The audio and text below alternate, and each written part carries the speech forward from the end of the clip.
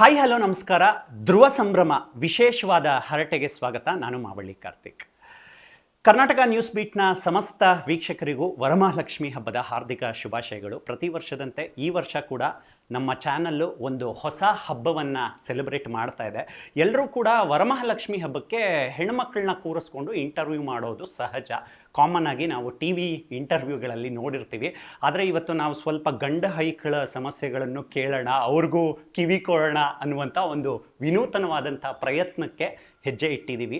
ಆ ಪ್ರಯತ್ನದ ಭಾಗ ನಟರಾಗಿರುವಂತಹ ರಾಜೇಶ್ ಧ್ರುವ ಅವರನ್ನು ಪ್ರೀತಿಯಿಂದ ಕಾರ್ಯಕ್ರಮಕ್ಕೆ ವೆಲ್ಕಮ್ ಮಾಡ್ಕೊಂಡು ಬಿಡ್ತೀನಿ. Hi Rajesh, welcome to the show. ನಮಸ್ತೆ, ಥ್ಯಾಂಕ್ ಯು ಕಾರ್ತಿಕ್. ವರಮಹಾಲಕ್ಷ್ಮಿ ಹಬ್ಬದ ಹಾರ್ದಿಕ ಶುಭಾಶಯಗಳು. ಥ್ಯಾಂಕ್ ಯು ಕಾರ್ತಿಕ್, ನಿಮಗೂ ಅಷ್ಟೇ ಹಾಗೂ ಆಡಿಯನ್ಸ್ಗೂ ಅಷ್ಟೇ ವರಮಹಾಲಕ್ಷ್ಮಿ ಹಬ್ಬದ ಹಾರ್ದಿಕ ಶುಭಾಶಯಗಳು. ಕರ್ನಾಟಕ ನ್ಯೂಸ್ ಬೀಟ್ ಚಾನಲ್ ತುಂಬ ಗ್ರೋತ್ ಆಗಲಿ ಆ್ಯಂಡ್ ತುಂಬ ಆಡಿಯನ್ಸ್ ಇದನ್ನು ನೋಡೋ ಥರ ಆಗಿ ಅದ್ಭುತವಾಗಿ ಬೆಳೀತಾ ಇದೆ, ಇನ್ನೂ ಅದ್ಭುತವಾಗಿ ಬೆಳೀಲಿ ಅಂತ ಆಶಿಸ್ತೀನಿ. ನೀವು ನನ್ನನ್ನು ಕೇಳಬೇಕು, ಕಾರ್ತಿಕ್ ನೀವು ನನ್ನನ್ನು ಯಾಕೆ ಇಂಟರ್ವ್ಯೂ ಮಾಡ್ತಾ ಇದ್ದೀರಾ ಈ ಹಬ್ಬಕ್ಕೆ ಅಂತ. ನಾನು ಆ್ಯಕ್ಚುಲಿ ವರಮಹಾಲಕ್ಷ್ಮಿ ಹಬ್ಬದ ದಿನ ಮಹಿಳೆಯರು, ಹೆಣ್ಮಕ್ಳು ಅವ್ರದ್ದು ಸ್ಪೆಷಲ್ ಇರಬೇಕು. ಯಾಕೆ ಗಂಡು ಹೆಕ್ಳು ಸವಾಸ ನಿಮಗೆ ಯಾಕೆ? ತುಂಬ ಮಾತಾಡೋದಿದೆ, ಇಷ್ಟಿದೆ, ನಾನು ಇಷ್ಟು ಮಾಡ್ಕೊಳ್ಳೋಣ ಅಂತ ಬಂದಿದ್ದೀನಿ ಇವತ್ತು. ಹಬ್ಬದಿಂದನೇ ಶುರು ಮಾಡೋಣ. ವರಮಹಾಲಕ್ಷ್ಮಿ ಹಬ್ಬ ಅಂತ ಬಂದ ತಕ್ಷಣ ಆಚರಣೆ, ಹಬ್ಬ, ಮನೆಯಲ್ಲಿ ಸೆಲೆಬ್ರೇಟ್ ಮಾಡೋದು, ಅಡುಗೆ, ಇನ್ನೂ ಏನೇನೋ ನೆನಪುಗಳು ಓಪನ್ ಆಗ್ತಾ ಹೋಗುತ್ತೆ. ನಾನು ನಿಮ್ಮ ಇಂಟರ್ವ್ಯೂ ಪ್ಲ್ಯಾನ್ ಮಾಡಿದ್ದೆ ಅದಕ್ಕೆ. ಲೈಫಲ್ಲಿ ನಾವು ತುಂಬ ಕಷ್ಟಪಡ್ತಾ ಇರ್ತೀವಿ ಏನೋ ಒಂದನ್ನು ಅಚೀವ್ ಮಾಡೋದಕ್ಕೆ. ದುಡ್ಡು ಅನ್ನೋದು ತುಂಬ ಇಂಪಾರ್ಟೆಂಟು ಮನುಷ್ಯನಿಗೆ. ಈ ಹಬ್ಬನ ರಾಜೇಶ್ ಧ್ರುವ ಅವರು ಹೇಗೆ ಸೆಲೆಬ್ರೇಟ್ ಮಾಡ್ತಾರೆ ಅಂತ? ಇಲ್ಲ, ಯೂಶಲಿ ತುಂಬ ಸಿಂಪಲ್. ಅಂದರೆ ಗಂಡು ಮಕ್ಕಳು ನೀವು ಹಾಗೆ ನೋಡೋಕೆ ಹೋದರೆ ಹಬ್ಬ ಸೆಲೆಬ್ರೇಟ್ ಮಾಡೋದು ತುಂಬ ಕಡಿಮೆ. ನಮ್ಗೆ ಹಬ್ಬ ಅಂದರೆ ಏನು? ಅಮ್ಮ ಮಾಡಿದಂಥ ಅಡುಗೆನ ಅಥವಾ ಪೂಜೆನ ಅದನ್ನು ನೋಡಿಕೊಂಡು ಖುಷಿ ಪಡ್ಕೊಂಡು ದೇವ್ರ ಮುಂದೆ ನಾನು ನಮಸ್ಕಾರ ಹಾಕ್ಬಿಟ್ಟು ಪ್ರಾರ್ಥನೆ ಮಾಡ್ಕೊಳ್ಳೋದಷ್ಟೇ ಕೆಲಸ. ಸೊ ಹಾಗಾಗಿ ಗಂಡು ಮಕ್ಳಿಗಿದು ಅಷ್ಟು ಸಮಂಜಸ ಅಲ್ಲ ಈ ಫಸ್ಟ್ ಕ್ವಶನ್ನು. ಸೊ ಹಾಗಾಗಿ ಅದೇ ಅಮ್ಮ ಮಾಡುವಂಥ ಒಂದು ಸಿಹಿ ಅಡುಗೆನ ಸೌದು ದೇವ್ರ ಮುಂದೆ ಕೂತ್ಕೊಂಡು ಪ್ರಾರ್ಥನೆ ಮಾಡಿಕೊಂಡು ಏನು ಬೇಡಿಕೆ ಬೇಕು ಅದನ್ನು ಇಟ್ಟು, ಕೆಲಸ ಯಾವಾಗಲೂ ಕೆಲಸ ಇರೋ ಥರ, ಕೈ ತುಂಬ ಕೆಲಸ ಇರೋ ಥರ ಮಾಡಿಕೊಡಪ್ಪ ಅನ್ನೋದೇ ಹುಡುಗರದು ಒಂದು ಬೇಡಿಕೆ ದೇವ್ರ ಮುಂದೆ. ತುಂಬ ಓಲ್ಡ್ ಸೇಯಿಂಗು, ತುಂಬ ಜನ ಕಲಾವಿದರು ಕೇಳ್ಪಟ್ಟಿರೋದು ನಾವು ಕೇಳಿರ್ತೀವಿ. ಈ ಆ್ಯಕ್ಷನ್ನು ಕಟ್ಟು ಇದ್ರ ಮಧ್ಯೆ ಏನು ಕೆಲಸ ಮಾಡ್ತೀವಿ ನಾವು, ನಮಗೆ ಅದೇ ಹಬ್ಬ ಆಗಿರುತ್ತೆ ಅಂತ. ನಿಮಗೂ ಅದೇ ಹಬ್ಬನ? ನಾನು ಯೂಶ್ವಲಿ ತುಂಬ ಹೇಳ್ತೀನಿ, ಹಬ್ಬದ ದಿನ ಕೆಲಸ ಇಡಿ, ಹುಟ್ಟಿದ ಹಬ್ಬದ ದಿನ ಕೆಲಸ ಇಡಿ, ಆದಷ್ಟು ಅದನ್ನು ಅವಾಯ್ಡ್ ಮಾಡಿ. ಬಟ್ ಏನು ಮಾಡ್ತೀರಾ, ಹೆಣ್ಮಕ್ಳೇ ಜಾಸ್ತಿ ಇರೋದಕ್ಕೆ ಹೆಣ್ಮಕ್ಳ ಹಬ್ಬ ಅಂದ್ರೆ ಬಿಟ್ಕೊಡೋಕ್ಕಾಗತ್ತೆ? ಚಾನ್ಸೇ ಇಲ್ಲ. ಅವರೇ ಬೈದು ಬಿಡ್ತಾರೆ, ಡೇಟ್ಸ್ ಕೊಡಲ್ಲ ಆ ದಿನ ಅಂತ. ಸೊ ಹಾಗಾಗಿ ಕೆಲವೊಂದು ಸಲ ಒಪ್ಕೋಬೇಕಾಗತ್ತೆ. ಅಂಥ ತುಂಬ ನೆಕ್ ಮೂಮೆಂಟಲ್ಲಿ ಇರುವಂಥ ಸಂದರ್ಭದಲ್ಲೂ ಕೆಲಸ ಮಾಡಿದ್ದೀವಿ, ಇಲ್ಲ ಅಂತಲ್ಲ. ತುಂಬ ಅಡ್ಜಸ್ಟ್ ಮಾಡಿಕೊಂಡು 2-2 ಕಾಲ್ ಶೀಟ್, 6-6 ಕಾಲ್ ಶೀಟ್, ಈ ಥರ ಏನೇನೋ ಮಾಡಿದ್ದಾರೆ ಸರ್ಕಸ್ಗಳು. ಬಟ್ ನನಗಿಷ್ಟ ಹಬ್ಬದ ದಿನ ಕಾರ್ಮಿಕರ ಜೊತೆ ಕೆಲಸ ಮಾಡಿ ಸೆಲೆಬ್ರೇಟ್ ಮಾಡಬೇಕು. ಅಲ್ಲೂ ಹಂಗಂತ ನಾವು ಬರೀ ಕೆಲಸ ಮಾಡಿಕೊಂಡು ಹೋಗೋದಲ್ಲ, ಅಲ್ಲೂ ಸೆಲೆಬ್ರೇಟ್ ಮಾಡೋಣ. ಅದು ಒಂದು ಫ್ಯಾಮಿಲಿನೇ ಅಲ್ವಾ, ಅಲ್ಲಿಗೆ ಟೈಮ್ ಕೊಡೋಣ ಅಷ್ಟೇ. ದುಡ್ದಂಗೂ ಆಗುತ್ತೆ, ಕೆಲಸನೂ ಮಾಡ್ದಂಗೆ ಆಗುತ್ತೆ. ದುಡ್ಡಿಲ್ಲದ ದಿನಗಳನ್ನು ಕಳೆದಿದ್ದೀರಾ, ದುಡ್ಡಿರೋ ದಿನಗಳನ್ನು ಬಹಳ ಎಂಜಾಯ್ ಮಾಡಿದ್ದೀರಾ. ನೀವು ಯಾವಾಗಲೂ ಪರ್ಸಲ್ಲಿ ಎಷ್ಟು ದುಡ್ಡು ಇಟ್ಕೊಳ್ತೀರಾ ಆ್ಯಾವ್ರೇಜು? 500 ರೂಪಾಯಿ ಅಂತೂ ಆರಾಮಾಗಿರುತ್ತೆ, ಯೂಶ್ವಲಿ ಇಟ್ಕೊಂಡಿರ್ತೀನಿ. ಆದರೆ ಅದು ಖಾಲಿನೇ ಆಗಲ್ಲ. ಯಾಕೆ ಅಂತಂದರೆ ಈಗೆಲ್ಲ UPI ಆ ಟ್ರಾನ್ಸ್ಫರ್ ಇರೋದಕ್ಕೆ ತುಂಬ ರೇರ್ ಟೈಮ್. ಹೌದಪ್ಪ, ವರ್ಕೇ ಆಗ್ತಾಯಿಲ್ಲ, ಮೊಬೈಲ್ ಡೇಟಾ ಪ್ರಾಬ್ಲಮ್ಮು, ಅವ್ರದ್ದೇನೋ ಸ್ಕ್ಯಾನ್ ವರ್ಕ್ ಆಗ್ತಾಯಿಲ್ಲ, ಅವಾಗ ಆ ಕಾರ್ಡು ಬರುತ್ತೆ, ಬಿಟ್ಟರೆ ಕ್ಯಾಶು ಫ್ಲೋ ಆಗಲ್ಲ ಈಗಿನ ಟೈಮಲ್ಲಿ. ಸೊ ಕ್ಯಾಶ್ಲೆಸ್ ಇಂಡಿಯಾ ಆಗಿದೆ, ಏನು ಮಾಡೋದು, ಅದಕ್ಕೆ ಮೇಂಟೈನ್ ಮಾಡ್ಕೊಂಡು ಹೋಗ್ತಾ ಇದ್ದೀವಿ. ಬಟ್ ಅತಿರೇಕವಾಗಿ ನಾನು ದುಡ್ಡು ಇಟ್ಕೊಳ್ಳಲ್ಲ. ಯಾಕೆಂದರೆ ಒಂದು ಕಳ್ತನದ ಒಂದು ಅಭಾವ ಅನ್ನೋಕ್ಕಿಂತ ಪ್ರಭಾವ ಇರ್ಬೋದು. ಆಮೇಲೆ ಇನ್ನೊಂದೇನು ಅಂತಂದರೆ ಲೆಕ್ಕ ಸಿಗಲ್ಲ ನಮಗೆ ಪ್ರಾಪರಾಗಿ. ಸೊ ಹಾಗಾಗಿ ಲೆಕ್ಕ ತುಂಬ ಇಂಪಾರ್ಟೆಂಟ್ ಆಗುತ್ತೆ ಎಲ್ಲ ಟೈಮಲ್ಲೂ, ಆಡಿಟ್ ಮಾಡೋದಕ್ಕಾಗಲಿ ಮತ್ತೊಂದಕ್ಕಾಗಲಿ. ಸೊ ಹಾಗಾಗಿ ಕ್ಯಾಶ್ ಸ್ವಲ್ಪ ಕಮ್ಮಿ, ನಾವೆಲ್ಲ ವೈಟ್ ಮನುಷ್ಯರು. ರಾಜೇಶ್ ಅವರು ಧಾರಾಳಿನ ಜಿಪುಣ ಸ್ವಲ್ಪ ಕಡಿಮೆ, ನಾನು ಧಾರಾಳತನನೇ ಜಾಸ್ತಿ. ಸೊ ಅಂದರೆ ನನ್ನ ಜೊತೆ 4 ಜನ ಇದ್ದಾರೆ ಅಂತಂದರೆ ನನ್ನ ಹತ್ರ 10 ರೂಪಾಯಿ ಅಂದರೆ 10 ರೂಪಾಯಲ್ಲಿ ಎಷ್ಟು ಹಂಚ್ಬೋದು ಅನ್ನೋ ಥರ ನಾನು ನೋಡ್ತೀನಿ. ಅಥವಾ ಯಾರೋ ಬಿಸ್ಲಿ ಅಂತ ಅಷ್ಟೆಲ್ಲ ನಾನು ಕಾಯ್ತಾ ಕೂತ್ಕೊಳ್ಳಲ್ಲ. ನನ್ನ ಹತ್ರ ಇರೋದು ಏನಿದೆ ನಾನು ಅದ್ರಲ್ಲಿ ಖರ್ಚು ಮಾಡೋಕ್ಕೆ ನಾನು ರೆಡಿ ಇರ್ತೀನಿ ಯಾವತ್ತೂ. ಕೆಲವೊಂದು ಸಲ ಅದನ್ನು ಹೇಳ್ತಾರೆ, ಕೈ ಮೀರಿ ಹೋಗುವಂಥ ಪರಿಸ್ಥಿತಿ ಬಂದಾಗ್ಲೂ ಏನು ಮಾಡೋದು, ದೇವರೇ ಇವತ್ತು ನನ್ನ ಕೈಲಿ ಆಗ್ತಾ ಇಲ್ವಲ್ಲ ಅನ್ನೋ ಥರ ಸಂದರ್ಭಗಳು ಎದುರಾಗಿತ್ತು. ಇದನ್ನೆಲ್ಲ ದಾಟಿ ಬಂದಿದ್ದೀವಿ. ಬಟ್ ಬೇಜಾರಾಗುತ್ತೆ. ಬಟ್ ಯಾವತ್ತೂ ಧಾರಾಳತನ ಇರಬೇಕು. ಹಾಗಂತ ತುಂಬ ಅತಿರೇಕವಾಗಿ ಎಲ್ಲ ಕಡೆನೂ ಅದು ವರ್ಕ್ ಆಗಲ್ಲ ಅನ್ನೋದು ಕಲ್ತಿದ್ದೀನಿ ನಾನು. ಅಂದರೆ ಎಸ್ಪೆಷಲಿ ನಮಗಿಂತ ತುಂಬ ವೆಲ್ ಆಫ್ ಇದ್ದವ್ರಿಗೆ, ವೆಲ್ ಆಫ್ ಅವ್ರ ಮುಂದೆ ನಾವು ತೋರಿಸ್ಕೊಳ್ಳೋ ಅವಶ್ಯಕತೆ ಬರಬಾರ್ದು. ಅವ್ರು ಖರ್ಚು ಮಾಡೋ ನಮಗಿಂತ ಚೆನ್ನಾಗಿದ್ದಾರೆ, ಖರ್ಚು ಮಾಡಲಿ ಬಿಡಿ, ತೊಂದರೆ ಇಲ್ಲ, ಅವ್ರಿಗೆ ಯಾವುದ್ರಲ್ಲೂ ತೊಂದರೆ ಆಗಲ್ಲ. ಬಟ್ ನಮಗೆ ಹೆಂಗೆ ಅಂತಂದರೆ ನಾವು ದುಡ್ದಿದ್ದನ್ನೇ ನಾವು ಖರ್ಚು ಮಾಡಬೇಕಾಗತ್ತೆ. ನಾಳೆ ಅನುಭವಿಸೋದು ನಾವೇ, ಅವ್ರು ಯಾರೂ ಬರಲ್ಲ. ಸೊ ಒಂದೊಂದು ರೂಪಾಯಿ ಲೆಕ್ಕನೂ ನಾವು ನೋಡಲೇಬೇಕಾಗತ್ತೆ. ಹಾಗಂತ ಕೆಲವೊಂದು ಸಲ ನಾವು ಅದನ್ನು ನೋಡಬಾರ್ದಾಗತ್ತೆ. ಅದು ಎರಡೂ ನಾವು ಮೇಂಟೈನ್ ಮಾಡ್ಕೊಂಡು ಹೋಗಬೇಕಾಗತ್ತೆ. ರಾಜೇಶ್, ನೀವೊಬ್ಬ ಸೆಲೆಬ್ರಿಟಿ ನಟರು. ನಮ್ಮ ಭಾರತೀಯ ಸಂಸ್ಕೃತಿಯ ಮೂಲವನ್ನು ಕೆದಕ್ತಾ ಹೋದರೆ ಹಬ್ಬಗಳು ಏನಕ್ಕಾಯಿತು ಅಂತ ನಾವು ಪ್ರೀ ಸ್ಟಡಿ ಮಾಡಿದ್ರೆ ಅದು ಒಂದು ಒಗ್ಗಟ್ಟಿನ ಸಂಕೇತ. ಎಲ್ಲರೂ ಒಂದು ಕಡೆ ಸೇರಿ ಅದನ್ನು ಸೆಲೆಬ್ರೇಟ್ ಮಾಡೋದಕ್ಕೆ ಅದೊಂದು ನೆಪ, ರೀಸನ್ನು. ನೀವು ಹಬ್ಬಗಳನ್ನು ಯಾವ ಥರ ನೋಡ್ತೀರಾ? ನೀವು ನಿಮ್ಮ ದೃಷ್ಟಿಕೋನ ಏನು ಹಬ್ಬಗಳ ಬಗ್ಗೆ? ಅದೇ ಹಬ್ಬ ಅಂದರೆ ನೀವು ಹೇಳಿದಾಗೆ ಒಂದು ಸಂಪ್ರದಾಯ, ಅದು ಹೋಗ್ತಾ ಹೋಗ್ತಾ ನಮ್ಮ ಆಚರಣೆ ಆಗ್ಬಿಟ್ಟಿದೆ. ಒಂದು ಹಬ್ಬನ ನಾವು ಸೆಲೆಬ್ರೇಟ್ ಮಾಡಿಲ್ಲ ಅಂತಂದರೆ ಅದಕ್ಕೆ ಅರ್ಥನೇ ಇರಲ್ಲ ಅನ್ನೋ ಥರ ಆಗಿದೆ ಈಗ. ಆ ನೆಪದಲ್ಲಾದರೂ ನಮ್ಮ ಸಂಪ್ರದಾಯನ ನಾವು ಉಳಿಸ್ಕೊಂಡು ಹೋಗೋ ಪ್ರಯತ್ನ ಆಗಬೇಕು ಅಂತ. ಎಸ್ಪೆಷಲಿ ನಮ್ಮ ಧರ್ಮ, ನಮ್ಮ ಸಂಸ್ಕೃತಿ ಅಂತ ಬಂದಾಗ ಹಬ್ಬಗಳು ತುಂಬಾ ನಮಗೆ ಪಾಠ ಕಲಿಸುತ್ತೆ. ಎಸ್ಪೆಷಲಿ ನೀವು ಹೇಳ್ದಂಗೆ ಒಗ್ಗಟ್ಟು, ಒಂದು ತುಂಬು ಕುಟುಂಬ ಆ ಥರದ್ದೆಲ್ಲ ಬಂದಾಗ ಸೇರೋ ಅಂಥದ್ದಾಗಿರ್ಬೋದು. ಈಗ ನೋಡಿ, ನೀವು ಎಷ್ಟೋ ಜನ ನೋಡ್ತೀರಾ, ಈಗ ಬೆಂಗಳೂರಂಥ ಒಂದು ದೊಡ್ಡ ಊರಲ್ಲಿ ತುಂಬು ಕುಟುಂಬದ ಒಂದು ಇದೇ ಇಲ್ಲ, ಕುಟುಂಬನೇ ಇಲ್ಲ ನಿಮಗೆ. ತುಂಬ ಅಂದರೆ ತುಂಬ ಬೆರಳಿಕೆ ಸಿಗುತ್ತೆ ನಿಮಗೆ. ಬಟ್ ಅವ್ರನ್ನ ನೋಡಿದಾಗಿದೆಯಲ್ಲ, ನಮಗೆ ತುಂಬ ಬೇಜಾರಾಗುತ್ತೆ. ನಮಗೂ ಇರಬೇಕಿತ್ತು, ನಾವು ಈ ಥರದಲ್ಲಿ ಇರಬೇಕಿತ್ತು, ನಾವು ಎಲ್ಲರೂ ಅಟ್ಲೀಸ್ಟ್ ಒಂದು ಸೇರಬೇಕು, ಅಟ್ಲೀಸ್ಟ್ ಒಂದೊಂದು ಹಬ್ಬ ಹರಿದಿನಗಳಲ್ಲಿ ಅಂತ. ನಮಗೆ ಚಾನ್ಸಸ್ ಇರುತ್ತೆ, ಇಲ್ಲ ಅಂತಿಲ್ಲ. ಬಟ್ ನಾವು ಕೆಲವೊಂದು ಸಲ ಅದನ್ನು ನಾವು ಮಿಸ್ ಮಾಡ್ಕೋತೀವಿ. ಅದೆಲ್ಲ ಏನಾಗುತ್ತೆ, ಅಟ್ಲೀಸ್ಟ್ ನಾವು ಒಂದು ಮಿಲೇನಿಯಲ್ಸ್ ಏನು ಕಿಡ್ಸ್ ಇದ್ದೀವಿ ನಾವು, ನಮಗೆ ಅರ್ಥ ಆಗುತ್ತೆ. ನಾವು ಅದನ್ನು ನೋಡ್ಕೊಂಬಂದಿದ್ದೀವಿ. ಯಾಕಂದ್ರೆ ನಾವು ಮೊಬೈಲ್ ಕಾಲದಲ್ಲಿ ಬರಲಿಲ್ಲ. ನಾವು ಈ ಎಲ್ಲ ಸಂಪ್ರದಾಯಗಳನ್ನು ನೋಡಿಕೊಂಡು ಆಡ್ಕೊಂಡು ಬೆಳ್ಕೊಂಡು ಬಂದಿರೋದಕ್ಕೆ ಅದರದ್ದು ಒಂದು ಇಂಪಾರ್ಟೆನ್ಸ್ ಗೊತ್ತು ನಮಗೆ. ಬಟ್ ಈಗಿನ ಮಕ್ಕಳುಗಳಿಗೆ ಅದನ್ನು ಈಗಲೇ ರೂಢಿ ಮಾಡ್ಕೊಂಡು ಬಂದರೆ ಬಚಾವಾಗುತ್ತೆ ಆ ಸಂಪ್ರದಾಯ. ಇಲ್ಲಾಂತಂದ್ರೆ ಇನ್ನೊಂದು 100 ವರ್ಷಕ್ಕೆ ಅದಂದರೆ ಏನು, ಬರೀ ಪಟಾಕಿ ಹೊಡಿ ಅಷ್ಟೇನಾ, ಅಥವಾ ಬರೀ ಮಜಾ ಮಾಡು, ಸ್ವೀಟ್ ಮಾಡ್ಕೊಂಡು ತಿನ್ನೋ ಅಷ್ಟೇನಾ? ಅದು ಯಾವಾಗ ಬೇಕಾದ್ರೂ ಮಾಡ್ಬೋದಲ್ವ? ಎಲ್ಲದಕ್ಕೂ ಅದಕ್ಕೆ ಅದರದೇ ಆದಂಥ ನೆಪ, ಆಮೇಲೆ ಆ ಹಬ್ಬಕ್ಕೆ ಅದರದೇ ಆದಂಥ ಸ್ವೀಟ್ಸ್, ಅದರದೇ ಆದಂಥ ಒಂದು ಪೂಜೆ ಪುನಸ್ಕಾರ ಯಾಕೆ ಇಟ್ಟಿದ್ದಾರೆ ಅಂದರೆ, ನೀವು ಹೇಳ್ದಂಗೆ ಒಂದು ಒಗ್ಗಟ್ಟು, ಇನ್ನೊಂದು ಸಂಪ್ರದಾಯದ ಆಚರಣೆ ಬಲವಾಗಿರಲಿ ಅನ್ನೋ ಕಾರಣಕ್ಕೆ ಅದು ಇರಬೇಕು, ಯಾವಾಗಲೂ ಆನ್ ಇರಬೇಕು. ಆಮೇಲೆ ಅತಿರೇಕವಾದ ಗಲಾಟೆ ನಾನು ಇಷ್ಟಪಡಲ್ಲ. ನಾನು ಯೂಶ್ವಲಿ ತುಂಬ ತುಂಬಿರೋ ಜನ ಏನು ತುಂಬಿರ್ತಾರೆ, ಅಲ್ಲಿ ನಾನು ಹೋಗೋಕ್ಕೆ ಇಷ್ಟಪಡಲ್ಲ. ಯೂಶ್ವಲಿ ನಾನು ಸ್ವಲ್ಪ ಅವಾಯ್ಡ್ ಮಾಡ್ತೀನಿ. ತುಂಬ ಜನ ಇದ್ದಾರೆ ಅಂದರೆ, ಈವನ್ ನನ್ನ ಮದುವೆ ಆ ಥರ ಸಂಭ್ರಮಕ್ಕೂ ನಾನು ಯೂಶ್ವಲಿ ತುಂಬ ಜನ ಇದ್ದಾರೆ ಅಂದರೆ ನಂಗೆ ಹೋಗೋಕ್ಕೆ ಇಷ್ಟ ಆಗಲ್ಲ. ಯಾರಿಗೋ ಬೇಜಾರಾಗುತ್ತೆ ಅನ್ನೋ ಕಾರಣಕ್ಕೆ ಬರುತ್ತೆ. ಆ ಥರದ್ದು ಬಿಟ್ಟರೆ ಜನಜಂಗುಳಿ ಇರೋವಂಥ ಪ್ರದೇಶಕ್ಕೆ ನಾನು ಸ್ವಲ್ಪ ಅವಾಯ್ಡ್ ಮಾಡ್ತೀನಿ. ಆಮೇಲೆ ಗಲಾಟೆಗಳು, ಈಗ ನೋಡಿ ಎಷ್ಟೋ ನೀವು ನೋಡ್ತೀರಾ, ಹಬ್ಬ ಹರಿದಿನಗಳಲ್ಲಿ ಕಲ್ಲೆಸದ್ರಂತೆ, ಹಂಗಾಯ್ತಂತೆ ಹಿಂಗಾಯ್ತಂತೆ, ಎಷ್ಟೋ ಪ್ರಾಬ್ಲಮ್ಗಳಾಗಿ ಕೊಲೆಗಳೇ ನಡೆದು ಹೋಗಿರ್ತವೆ. ಅದನ್ನೆಲ್ಲ ಯಾಕಾಗುತ್ತೆ? ಆ ಮನಸ್ಥಿತಿ ಎಲ್ಲ ನಾನು ಎಂಟರ್ಟೈನ್ ಮಾಡೋಕ್ಕೆ ಹೋಗೋದಿಲ್ಲ. ಸಂಪ್ರದಾಯವಾಗಿ ಹೋಗಬೇಕು. ಸೊ ಹಬ್ಬದ ಥರನೇ ಇರಬೇಕು ಅಂತ ಆಸೆ ಪಡ್ತೀನಿ. ಇನ್ನೊಬ್ರಿಗೆ ಡಿಸ್ಟರ್ಬ್ ಆಗಬಾರ್ದು. ರೀಸನೇಬಲ್ ಆಗಿರಬೇಕು ಅನ್ನೋದು ಹಬ್ಬ. Seasonable and reasonable. ನಾನು ಹಬ್ಬದ ದಿನ 3 ಲಕ್ಷ್ಮಿಯರ ಪ್ರಸ್ತಾಪ ಮಾಡಬೇಕು ಅಂತ ಬಂತು ಯೋಚನೆಗೆ ಕೂತಾಗ. ನೀವು ಕಲಾವಿದ್ರಲ್ವಾ? ಹೌದು, ಹಬ್ಬಗಳು ಅಂತ ಬಂದಾಗ ಒಂದು ಸಂತೋಷ ಇರಲೇಬೇಕು ಮನಸ್ಸಲ್ಲಿ. ಇಲ್ಲಿ 3 ಲಕ್ಷ್ಮಿಯರು ಬರ್ತಾರೆ. ಅಂದರೆ ನಮ್ಮ ಜೀವನದ ಪೀರಿಯಡ್ಗಳಲ್ಲಿ ಒಂದು ವರಮಹಾಲಕ್ಷ್ಮಿ, ಇವತ್ತು ಕೂತಿದ್ದೀವಲ್ಲ, ಸಂಪತ್ತಿನ ಸಂಕೇತ ಅಂತ ನಾವು ಮಾರ್ಕ್ ಮಾಡ್ಬೋದು ಅದನ್ನು. ಇನ್ನೊಂದು ಜಯಲಕ್ಷ್ಮಿ, ವಿನ್ನು, ಎಲ್ರಿಗೂ ಬೇಕು ಜಯಲಕ್ಷ್ಮಿ. ಇನ್ನೊಂದು ಬಹಳ ಮುಖ್ಯವಾಗಿರೋದು ಅದೃಷ್ಟಲಕ್ಷ್ಮಿ. ನೀವೆಷ್ಟೇ ಪರಿಶ್ರಮ ಪಟ್ಟರೂ ಕೂಡ ಅದೃಷ್ಟಲಕ್ಷ್ಮಿಯ ಆಶೀರ್ವಾದ ಇಲ್ಲ ಅಂದರೆ ಏನೂ ವರ್ಕೌಟ್ ಆಗೋದಿಲ್ಲ. ಈ 3ರ ಹುಡುಕಾಟದ ಪ್ರಕ್ರಿಯೆ ಹೇಗಿದೆ ರಾಜೇಶ್ ಅವ್ರಿಗೆ? ಎಲ್ಲನೂ ಚೆನ್ನಾಗಿದೆ.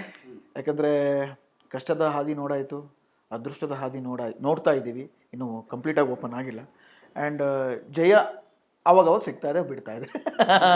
ಸೊ ಹಾಗಾಗಿ 3 ಲಕ್ಷ್ಮಿಯರು ಏನಿದ್ದಾರೆ ಎಲ್ಲದೂ ಬಂದು ಹೋಗಿ ಆನ್ ಆ್ಯಂಡ್ ಆಫ್ ಆ ಥರ ಆಗ್ತಾ ಇದೆ. ಯಾರಿಗೂ ಅದು ಹಂಗೆ ನೋಡೋಕೆ ಹೋದರೆ ನಿಮಗೆ ತುಂಬ ರೇರ್.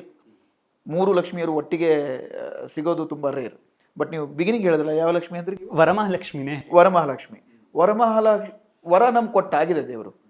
ಅಂದರೆ ಈ ಒಂದು ಕಷ್ಟದ ದಿನಗಳನ್ನು ನೋಡ್ಕೊಂಡು ಬಂದು ಇವಾಗ ಒಂದು ನೀವೇನು ಹೇಳ್ತೀರಾ, ಇವಾಗ ಸೆಲೆಬ್ರಿಟಿ ಅಂತೀರಾ, ನಾನು ಅದನ್ನು ಒಪ್ಕೊಳ್ಳಲ್ಲ. ನಾನೊಬ್ಬ ಕಾಮನ್ ಮ್ಯಾನ್. ನನ್ನ ಕೆಲಸಕ್ಕಷ್ಟೇ ನಾನು ಅಲ್ಲಿ ಮೇಕಪ್ ಹಚ್ಚಿ ನಾನು ಎಂಟರ್ಟೈನ್ ಮಾಡಿಸ್ತೀನಿ ಅಲ್ಲ. ಸೊ ಹಾಗಾಗಿ ನಾನು ಸೆಲೆಬ್ರಿಟಿ ಅಲ್ಲ. ಬಟ್ ಕೆಲಸದ ವಿಚಾರವಾಗಿ ನನಗೆ ವರ ಸಿಕ್ಕಿದೆಯಾ ವರಮಹಾಲಕ್ಷ್ಮಿಯಿಂದ. ಬಟ್ ಅದನ್ನು ನಾನು ಮುಂದುವರ್ಸ್ಕೊಂಡು ಹೋಗಬೇಕು. ಅದನ್ನು ಜಯವಾಗಿ ನಾನು ಹೇಗೆ ಅದನ್ನು ಸಂಪಾದನೆ ಮಾಡ್ತೀನಿ, ಅದನ್ನು ವರವಾಗಿ ನಾನು ಹೇಗೆ ಸಂಪಾದನೆ ಮಾಡ್ತೀನಿ, ಅದು ನಮ್ಮ ಮೇಲೆ ಬಿಟ್ಟಿದ್ದು. ಅದರ ಜೊತೆಗೆ ನೀವು ಲಾಸ್ಟಲ್ಲಿ ಅಂದ್ರಿ ಅದೃಷ್ಟ ಲಕ್ಷ್ಮಿ. ಅದೃಷ್ಟ ಅನ್ನೋದು ನಿಮ್ಮ ಹಾರ್ಡ್ ವರ್ಕ್ ಮೇಲೆ ಡಿಪೆಂಡ್ ಆಗುತ್ತೆ. ಅದೇ ನಾನು ಯೂಶ್ವಲಿ ಎಲ್ರಿಗೂ ಹೇಳ್ತೀನಿ, 95% ಹಾರ್ಡ್ ವರ್ಕ್ ಬೇಕು, ಅದು ನಿಮಗೆ 5% ಅದೃಷ್ಟ ತಂದುಕೊಡುತ್ತೆ ಅಂತ. ನೀವು 95% ಮಾಡಿಲ್ಲ ಅಂತಂದರೆ ನಿಮಗೆ ಅದೃಷ್ಟ ಲಕ್ಷ್ಮಿ ಹೆಂಗೆ ಬೆಳೀತಾಳೆ? ಕೆಲವೊಬ್ರದ್ದು ಹೇಳ್ತಾರೆ, ನನ್ನ ಗ್ರಹಗತಿ ತುಂಬ ಚೆನ್ನಾಗಿದೆ, ನನ್ನ ಹಂಗಿದೆ ಹಿಂಗಿದೆ. ಮನೇಲಿ ಕೂತ್ಕೊಂಡು ನೋಡೋಣ, ಹಂಗಿದ್ರೆ ಕೆಲಸ ಮಾಡ್ಬೇಡ, ಹೆಂಗೆ ದುಡಿತೀಯ? ಅದರ ತುಂಬ ಮ್ಯಾಟ್ರ್ ಆಗುತ್ತೆ. ಸೊ ಹಾಗಾಗಿ ಈ ಎರಡೂ ವರಮಹಾಲಕ್ಷ್ಮಿ ಜೊತೆಗೆ ಜಯಲಕ್ಷ್ಮಿ ಅದಾದಮೇಲೆ ನಿಮಗೆ ಕೊಡುವಂಥ ಅದೃಷ್ಟ ಲಕ್ಷ್ಮಿ ಏನಿದೆ ಅಂದರೆ ಡ್ರೀಮ್, ವರ್ಕ್, ದೆನ್ ಸಕ್ಸಸ್ ಅನ್ನೋ ಥರ ಪ್ಲೇ ಆಗುತ್ತೆ ಇದು ಎಲ್ಲರ ಲೈಫಲ್ಲಿ. ಸೊ ಹಾಗಾಗಿ ಡ್ರೀಮ್ ಆಗಿದೆ ಆ್ಯಂಡ್ ವರ್ಕ್ ನಡೀತಾ ಇದೆ, ಸಕ್ಸಸ್ ಸಿಗಬೇಕೀಗ. 15 ವರ್ಷದ ಜರ್ನಿ, ಒಂದ್ಸಲ ಲುಕ್ ಬ್ಯಾಕ್ ನೋಡಿದಾಗ ಕೋಟಿ ನೆನಪುಗಳ ಸಾಗರ ತೆರೆದುಕೊಳ್ತಾ ಹೋಗುತ್ತೆ. ತುಂಬ ಸಲ ನಿಮಗೆ 2 ಥರ ಕ್ಯಾಟಗರಿ ಜನಗಳು ನಿಮಗೆ ಸಿಗ್ಬೋದು ಇಂಡಸ್ಟ್ರಿಯಲ್ಲಿ ನಿಮ್ಮ ಜೀವನದಲ್ಲಿ. ಒಂದು ಕ್ಯಾಟಗರಿ ಹೇಳುತ್ತೆ, ರಾಜೇಶ್ ನೀನು ಏನು ಮಾಡ್ತಾ ಇದೀಯ ಪ್ರಯತ್ನಗಳು, ಇದನ್ನು ಮಾಡ್ತಾ ಹೋಗು, ಸಕ್ಸಸ್ ಬಗ್ಗೆ ತಲೆ ಕೆಡಿಸ್ಕೋಬೇಡ, ನಿನಗೆ ಯಾವತ್ತಾದರೂ ಸಿಕ್ಕೇ ಸಿಗುತ್ತೆ, ಏನಕ್ಕಂದರೆ ನಿನ್ನ ಕ್ರಾಫ್ಟನ್ನು ನಾವು ನೋಡಿದ್ದೀವಿ ಅನ್ನೋ ಅಂಥ ನಿಮ್ಮ ಸೈಡ್ ಆಫ್ ಕ್ಯಾಟಗರಿ ಅದು. ನಿಮ್ಮ ನಿಕಟವರ್ತಿಗಳು, ನಿಮ್ಮ ಫ್ರೆಂಡ್ ಸರ್ಕಲ್ಲು, ನಿಮ್ಮ ಫ್ಯಾಮಿಲಿಯವರು. ಇನ್ನು 2ನೇ ವರ್ಗ ಸಿಗುತ್ತೆ, ಅದು ಏನು ಮಾತಾಡಲ್ಲ ನಿಮ್ಮ ಹತ್ರ, ಮನಸ್ಸಲ್ಲಿ ಮಾತಾಡ್ಕೊಳ್ಳುತ್ತಾ ಕ್ಯಾಟಗರಿ. ಈ ರಾಜೇಶ್ ಧ್ರುವ ಏನು ಮಾಡಿಬಿಡ್ತಾನೆ ಅಂತ. ಎರಡನ್ನೂ ನೋಡಿದ್ದೀರಾ ನೀವು ಇಂಡಸ್ಟ್ರಿಯಲ್ಲಿ? ನೋಡ್ತಾನೆ ಇದ್ದೀನಿ. ಎರಡನ್ನೂ ಹೇಗೆ ತಗೊಂಡ್ರಿ ಈ ಜರ್ನಿಯಲ್ಲಿ ನೀವು? ನನಗೆ ಯೂಶ್ವಲಿ ಏನಾಗುತ್ತೆ, ಗೊತ್ತು ಗುರು ನೀನೇನೋ ಒಂದು ಮಾಡ್ತೀಯಾ ಅಂತ ಹೇಳಿ ಸಕ್ಸಸ್ ಆದಮೇಲೆ ಹೇಳುವಂಥ ಜನರನ್ನ ನಾನು ಎಂಟರ್ಟೈನ್ ಮಾಡೋಕ್ಕೆ ಹೋಗೋದಿಲ್ಲ. ಯಾಕೆಂದರೆ ಅದು ನಮಗೆ ಎಲ್ಲೂ ಮೋಟಿವ್ ಮಾಡಲ್ಲ ನಮಗೆ. ಯಾಕೆಂದರೆ ನಾವು ಆಲ್ರೆಡಿ ಸಕ್ಸಸ್ ಆಗಿರ್ತೀವಿ ಎಷ್ಟೊತ್ತಿಗಾಗಲೇ, ಅಥವಾ ನಾವು ಏನು ಸಾಧನೆ ಮಾಡಬೇಕು ಅದನ್ನು ಒಂದು ರೇಂಜಿಗೆ ಮಾಡಿರ್ತೀವಿ. ಅದನ್ನು ನೋಡಿ ನನಗೆ ಗೊತ್ತು ಇವನೇನೋ ಆಗ್ತಾನೆ ಅಂತ ಗೊತ್ತಿತ್ತು, ಅದು ಆ ಮೈಕ್ ಮುಂದೆ ಕ್ಯಾಮ್ರಾ ಮುಂದೆ ಅಷ್ಟೇ ಹೇಳ್ಕೊಳಕ್ಕೆ ಸಾಧ್ಯ. ಆದರೆ ನನ್ನಲ್ಲಿರುವಂಥ ಒಂದು ಹಸುವನ್ನು ನೀಗ್ಸೋಕೆ ಯಾರೋ ಒಬ್ಬ ಬರ್ತಾರೆ, ನಿಂಗೇನೋ ಬೇಕು ಅನ್ನಿಸ್ತಿದೆಯಲ್ಲ, ಬಾ ಊಟ ಮಾಡು, ತಿಂಡಿ ತಿನ್ನು ಅಂತ ಹೇಳ್ತಾರೆ ಗೊತ್ತಾ. ಅವರು ಫಸ್ಟು ನಮ್ಮ ಗುರುಗಳಾಗ್ತಾರೆ ಯಾವತ್ತೂ. ಅಥವಾ ನಮ್ಮ ತಪ್ಪುಗಳನ್ನು, ಇದನ್ನು ಮಾಡ್ತಿದ್ಯಾ ತಿದ್ದುಗೋ, ಇದು ಜೀವನಕ್ಕೆ ನಿಮ್ಗೆ ಒಂದು ಒಳ್ಳೆ ಪುಷ್ ಕೊಡುತ್ತೆ, ಇಲ್ಲ ಇದನ್ನು ನಿನಗೆ ಹಾಳು ಮಾಡುತ್ತೆ ಅಂತ ಹೇಳೋರು ಬರ್ತಾರೆ ಗೊತ್ತಾ, ಅವ್ರು ನಮ್ಮ ಗುರುಗಳಾಗ್ತಾರೆ. ಅಂದರೆ ನಾವು ಅಷ್ಟೊತ್ತಿಗಾಗಲೇ ಕಲಿತಾ ಇರ್ತೀವಿ. ಆ ಕಲಿಯೋ ಪ್ರೊಸೆಸ್ಸಲ್ಲಿ ಬರುವಂಥವ್ರು ಅಷ್ಟು ಜನ ಬರ್ತಾರಲ್ಲ, ನಂಗೆ ಅವ್ರು ತುಂಬ ಇಂಪಾರ್ಟೆಂಟ್. ಸೊ ಮನಸ್ಸಲ್ಲಿ ಹೇಳ್ಕೊಳ್ಳೋರು ಒಬ್ಬರು ತುಂಬ ಒಳ್ಳೆತನದಲ್ಲಿ ಇದ್ದರೆ, ಎದುರುಗಡೆ ಇದ್ದಾಗ ಅವರು ಹೇಳ್ತಾರಲ್ಲ, ಅಯ್ಯೋ ಸರ್ ಗೊತ್ತು ಸರ್, ಬಟ್ ಒಳಗಡೆ ಇವನು ಯಾರು ಗುರು ಇವನು, ಗೊತ್ತು ಬಿಡಿ ಒಂದು. ಸೊ 4 ಜನ ಏನು ಮಾತಾಡಿರ್ತಾರೆ ನನ್ನ ಬಗ್ಗೆ, ಅದನ್ನು ಕೇಳ್ಕೊಂಡು ಬಂದು ನನ್ನ ಮುಂದೆ ಮಾತಾಡ್ತಾ ಇರ್ತಾರೆ ಅವರು. ಅವ್ರಿಗೆ ನಾನು ಯಾರು ಅಂತಲೇ ಗೊತ್ತಿರಲ್ಲ ಫಸ್ಟ್ ಆಫ್ ಆಲ್, ನಾನು ಯಾರು ಅಂತ ಬೇಕಾಗೂ ಇರೋದಿಲ್ಲ ಫಸ್ಟ್ ಆಫ್ ಆಲ್. ಆದರೂ ನನ್ನ ಬಗ್ಗೆ ಒಂದು ಕ್ಯೂರಿಯಾಸಿಟಿ ಇರುತ್ತೆ, ಅದು ಒಂಥರ ಕ್ಯಾಟಗರಿ. ಇನ್ನೊಂದು ನೀವು ಹೇಳಿದ್ರಿ ಓಪನ್ ಆಗಿ ಮಾತಾಡ್ತಾರೆ, ಆ್ಯಕ್ಚುಲಿ ಅಂಥವ್ರು ಒಳ್ಳೆಯವರು. ಅಂದರೆ ಇರೋದನ್ನು ಇದ್ದಂಗೆ ಎದುರುಗಡೆನೇ ಹೇಳ್ತಾರಲ್ಲ, ಅದು ಹಿಂದೆಗಡೆಯಿಂದ ಬರೋ ಮಾತಲ್ಲ. ಗುರು ನೀನು ಸರಿ ಇಲ್ಲ, ಗುರು ನೀನು ಸರಿ ಇದೆಯಾ, ಸರಿ ಪಡಿಸ್ಕೊ, ಅಥವಾ ಸರಿ ಇದೆ ಈ ಥರ ಇಂಪ್ರೂವ್ ಮಾಡ್ಕೊ. ಅದು ನಾನು ನಂಬ್ತೀನಿ ತುಂಬ. ಮನಸ್ಸಲ್ಲಿ ಒಂದು ಹೇಳ್ಕೊಂಡು ಎದುರುಗಡೆ ಹೇಳೋವಂಥ ಜನರನ್ನ ಯಾವತ್ತೂ ನಂಬಾರ್ದು. ಅಂಥವ್ರಿಂದ ತುಂಬ ಪ್ರಾಬ್ಲಮ್ ಆಗುತ್ತೆ ಲೈಫಲ್ಲಿ. ಆ್ಯಂಡ್ ಅದು ಹಿಂದೆ ಆಗಿರೋದಲ್ಲ, ಈಗಲೂ ನಡೀತಾನೆ ಇರುತ್ತೆ. ಯಾರೋ ಒಬ್ಬರ ಕಡೆಯಿಂದ ಫೀಡ್ಬ್ಯಾಕ್ ಬರ್ತಾ ಇರುತ್ತೆ, ಅಲ್ಲಿ ಎಲ್ಲೋ ಕೂತ್ಕೊಂಡು ಮಾತಾಡ್ತಿರ್ತಾರೆ, ಯಾರ್ದೋ ಜೊತೆ ನನ್ನ ಬಗ್ಗೆ ಹೇಳ್ತಿರ್ತಾರೆ. ಐ ಡೋಂಟ್ ಕೇರ್ ಬಿಕಾಸ್ ನನ್ನ ಸಕ್ಸಸ್ಸಲ್ಲಿ, ನನ್ನ ಕಷ್ಟದಲ್ಲಿ, ನನ್ನ ಒಂದು ಇಷ್ಟದಲ್ಲಿ ಯಾರೂ ಅವ್ರ ಪಾತ್ರ ವಹಿಸೇ ಇಲ್ಲ. ನಾನು ಎಲ್ರಿಗೂ ಅದನ್ನು ಹೇಳ್ತೀನಿ, ನನಗೆ ಅಂತಲ್ಲ, ಇದು ನನ್ನ ಒಂದು ಪರ್ಸ್ನಲ್ ಲೈಫಲ್ಲಿ ಆಗಿರೋದು. ಬಟ್ ಎಲ್ಲರ ಲೈಫಲ್ಲೂ ಆಗುತ್ತಿದ್ದು, ತಲೆ ಕೆಡ್ಸ್ಕೊಂಡು ಕಾಮೆಂಟ್ ಮಾಡೋರು ಇದ್ದೇ ಇರ್ತಾರೆ. ಬಟ್ ನಿನ್ನ ತಪ್ಪನ್ನು ತಪ್ಪು ಅಂತ ಹೇಳೋನೊಬ್ಬನು ಇರ್ತಾನೆ ಗೊತ್ತಾ, ಅಥವಾ ಯಾರೋ ಒಬ್ರು ಇರ್ತಾರೆ ಗೊತ್ತಾ, ಅದು ನಿಮ್ಮ ಫ್ರೆಂಡೇ ಆಗಿರ್ಬೋದು, ತಂದೆ ತಾಯಿನೇ ಆಗಿರ್ಬೋದು, ಅಣ್ಣ ತಮ್ಮ ಆಗಿರ್ಬೋದು, ಅಥವಾ ನಿಮಗೆ ಪರಿಚಯ ಇಲ್ದಿರೋ ಯಾರೋ ಒಬ್ಬ ಸೋಷಿಯಲ್ ಮೀಡಿಯಾ ಮುಖಾಂತರ ನಿಮಗೆ ತಲುಪಿಸ್ಬೋದು. ತಿದ್ದುಕೊಳ್ಳೋ ಥರ ಇದೆಯಾ, ದಯವಿಟ್ಟು ತಿದ್ಕೊಂಬಿಡಿ. ಹೇಳೋಕ್ಕೊಬ್ಬ ಸಿಕ್ಕಿದನಲ್ಲ ನಮಗೆ ಸಾಕು. ಬಟ್ ಅದು ಬಿಟ್ಟು ನಿಮ್ಮತನವನ್ನು ನೀವು ಬಿಟ್ಕೊಡೋ ಅವಶ್ಯಕತೆ ಇಲ್ಲ, ನಿಮ್ಮ ಹಠನ ನೀವು ಬಿಟ್ಕೊಡೋ ಅವಶ್ಯಕತೆ ಇಲ್ಲ. ಬಿಡಬೇಡಿ. ಕೆಲವೊಂದು ಸಲ ಯಾರ ಮುಂದೂ ತಲೆ ತಗ್ಸೋ ಅವಶ್ಯಕತೆ ಬರಬಾರ್ದು. ತಲೆ ತಗ್ಸಿದಾಗ ತಲೆ ಕಡಿತಾರೆ, ಅದಕ್ಕೆ ದಯವಿಟ್ಟು ಬೇಡ. ಸೊ 2 ಕ್ಯಾಟಗರಿಯವರು ನೋಡಿದ್ದೀನಿ, ಬಟ್ ನನ್ನ ಕ್ಲಾರಿಟಿ ನಾನು ಕೊಟ್ಟಿದ್ದೀನಿ. ಪೀಟರ್ ಸಿನಿಮಾ ಇನ್ನೂ ರಿಲೀಸ್ ಆಗಿರಲ್ಲ. ನನಗೆ ಒಂದು ಇವೆಂಟಲ್ಲಿ ನೀವು ಚಾಮರಾಜಪೇಟೆ ಕಲಾವಿದರ ಸಂಘದಲ್ಲಿ ಸಿಗ್ತೀರಾ. ಅವತ್ತು ಎಲ್ಲ ಆರ್ಟಿಸ್ಟ್ಗಳನ್ನು ನಾನು ಮಾತಾಡಿಸ್ಬೇಕಾಗಿರುತ್ತೆ. ನೀವು ಹೇಳ್ತೀರಾ, ಮೇಲ್ಗಡೆ ನನಗೆ ಸಿಗ್ತೀರಾ ಆಡಿಟೋರಿಯಮಲ್ಲಿ, ಕರ್ತಿ ಒಂದು ಕೆಲಸ ಮಾಡಿ, ನೀವು ಎಲ್ಲ ಆರ್ಟಿಸ್ಟು ಟೆಕ್ನಿಷಿಯನ್ಗಳನ್ನ ಮಾತಾಡಿಸಿ, ನಾನು ಇದ್ದೇ ಇರ್ತೀನಿ ಕೊನೆವರೆಗೂ, ನನ್ನನ್ನು ಲಾಸ್ಟಲ್ಲಿ ಮಾತಾಡಿಸಿ ಅಂತ ಹೇಳ್ತೀರಾ. ಆಮೇಲೆ ಎಲ್ಲ ಟಿಫನ್ ಆಗುತ್ತೆ, ಎಲ್ಲ ಡಿಸ್ಪರ್ಸ್ ಆಗ್ತಾರೆ. ನಾವು ಲಾಸ್ಟಿಗೆ ಕೂತ್ಕೊಂಡು ಅಲ್ಲಿ ಬೇಸ್ಮೆಂಟಲ್ಲಿ ಕೂತ್ಕೊಂಡು ಅಲ್ಲೇ ಒಂದು ಕಲ್ಲು ಜಗಲಿ ಥರ ಹಾಕಿರ್ತಾರೆ. ನಾನು ರಾಜೇಶ್ ಸರ್ ಇಲ್ಲೇ ಮಾಡ್ಬೋದಲ್ವಾ ಅಂತ ಹೇಳ್ತೀನಿ. ಎಸ್ ಮಾಡ್ಬೋದು ಅಂತ ಹೇಳ್ತೀರಾ. ಅಲ್ಲೇ ಕೂತ್ಕೊಂಡು ನಾವು ನಮ್ದೊಂದು ಹೇಳಿದೆ ಕಾಫಿ ಕುಡಿತೀನಿ, ಓಕೆ ಅಲ್ವಾ ಅಂತ ಕೇಳ್ತೀರಾ. ನಿಮ್ಮ ಮೆಮೊರಿ ಪವರ್ ಚೆನ್ನಾಗಿದೆ ನೋಡಿ.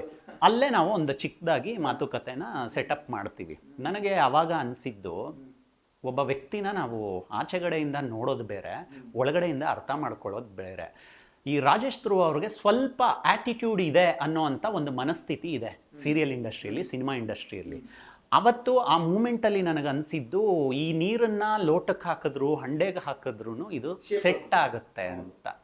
ನೀವು ಹಾಗೇನಾ ಲೈಫಲ್ಲಿ? ಹೌದು. ನನ್ನ ಮಾತು ಸ್ವಲ್ಪ ಹೊರಟಿರ್ಬೋದು, ಅದರಿಂದ ನನ್ನ ಜಡ್ಜ್ ಮಾಡೋರು ಜಾಸ್ತಿ.